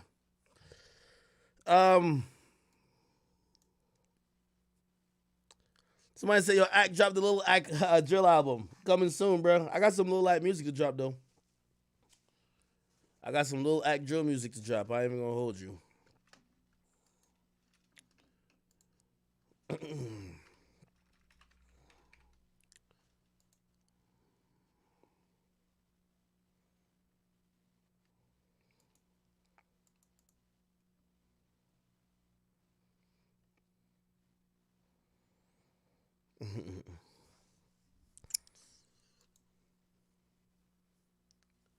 All right. Let me see what else. What the fuck else is going on? Yeah, Twill the Prince. Yeah. You just email me the song if you want me to go check it out. I'll check it out off stream. Email me the song.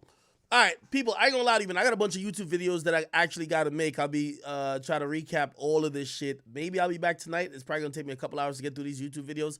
But let me go do a couple of YouTube videos. You're going to watch it on my main channel. If you're watching this on the Negotiate channel, make sure you subscribe. Yo, we're almost at 500,000 subscribers on King Academics. That's obviously my clip page for stream and the official YouTube streaming channel. The Negotiator channel at some point is I told you, is going to be shifted and turned to more of a brand channel where you might see other stuff on it, but we're going to build out slowly. You get what I mean? Yo, if you're watching on Twitch, thank you guys for all the support. Thank you guys for all the donations. And of course, absolutely thank you for all the gifted subs to all my people who gifted subs. It's Robert OG. Thank you. Play for the Anxiety. Thank you. You've done so much. And everybody else who resubscribed, Prime or not, Jinx, thank you as well. I will be hopefully back later tonight. All right. I'll be back later tonight. I think I probably hit every topic that I needed to hit. If anything else breaking happens, I'll make a video about it, number one, and then probably come back. And if I come back tonight, it'll probably be a 2-hour stream, I'll be honest, because I already gave y'all 5 hours and 35 minutes. Go play with my dogs a little bit, make some videos, probably take a shit. And what else do I got to do? Nothing. Yeah, maybe play 2K a little bit. And yeah, maybe get back on here, all right? Yo, love y'all. Thank y'all so much. Also, make sure y'all go check out the Dan Bilzerian episode. It is available currently on Spotify. Please go check it out. I'm very interested in dope conversation that we had. His life, his house, everything is kind of fascinating. Like, shit, this nigga gave me a tour of his crib. It was fucking amazing. Please go check that out. It's live right now on Spotify. Even if you don't really want to watch it, just go double click on that bitch. Give it a play. And yeah. If you guys can, go cop a merch. As I said, all the proceeds for the fucking No Mystery My History shirt is going to go to YSL Mondo. And hopefully that could be a good gift from, us to him. Yeah. So, chat, thank you for that. Thank you for all the support. And I will hopefully be back later. Other than that, enjoy your time. Hopefully I got you out through work. Go be productive, all right? Love y'all.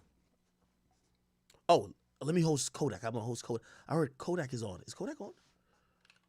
Twitch.tv, Kodak Black. Is he just on? How do I find Kodak? Kodak. Is this him right here?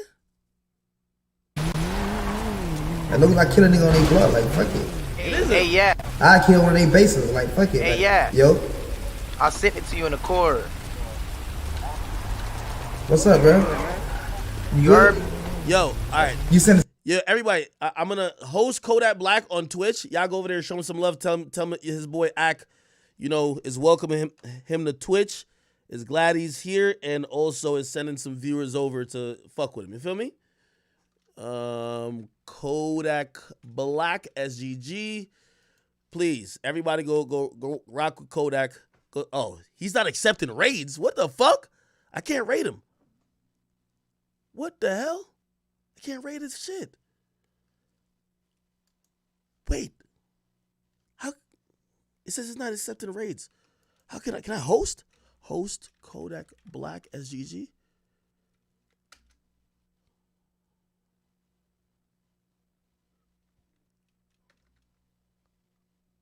Host.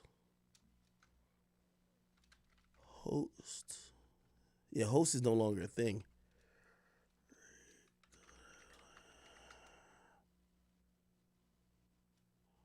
Fuck.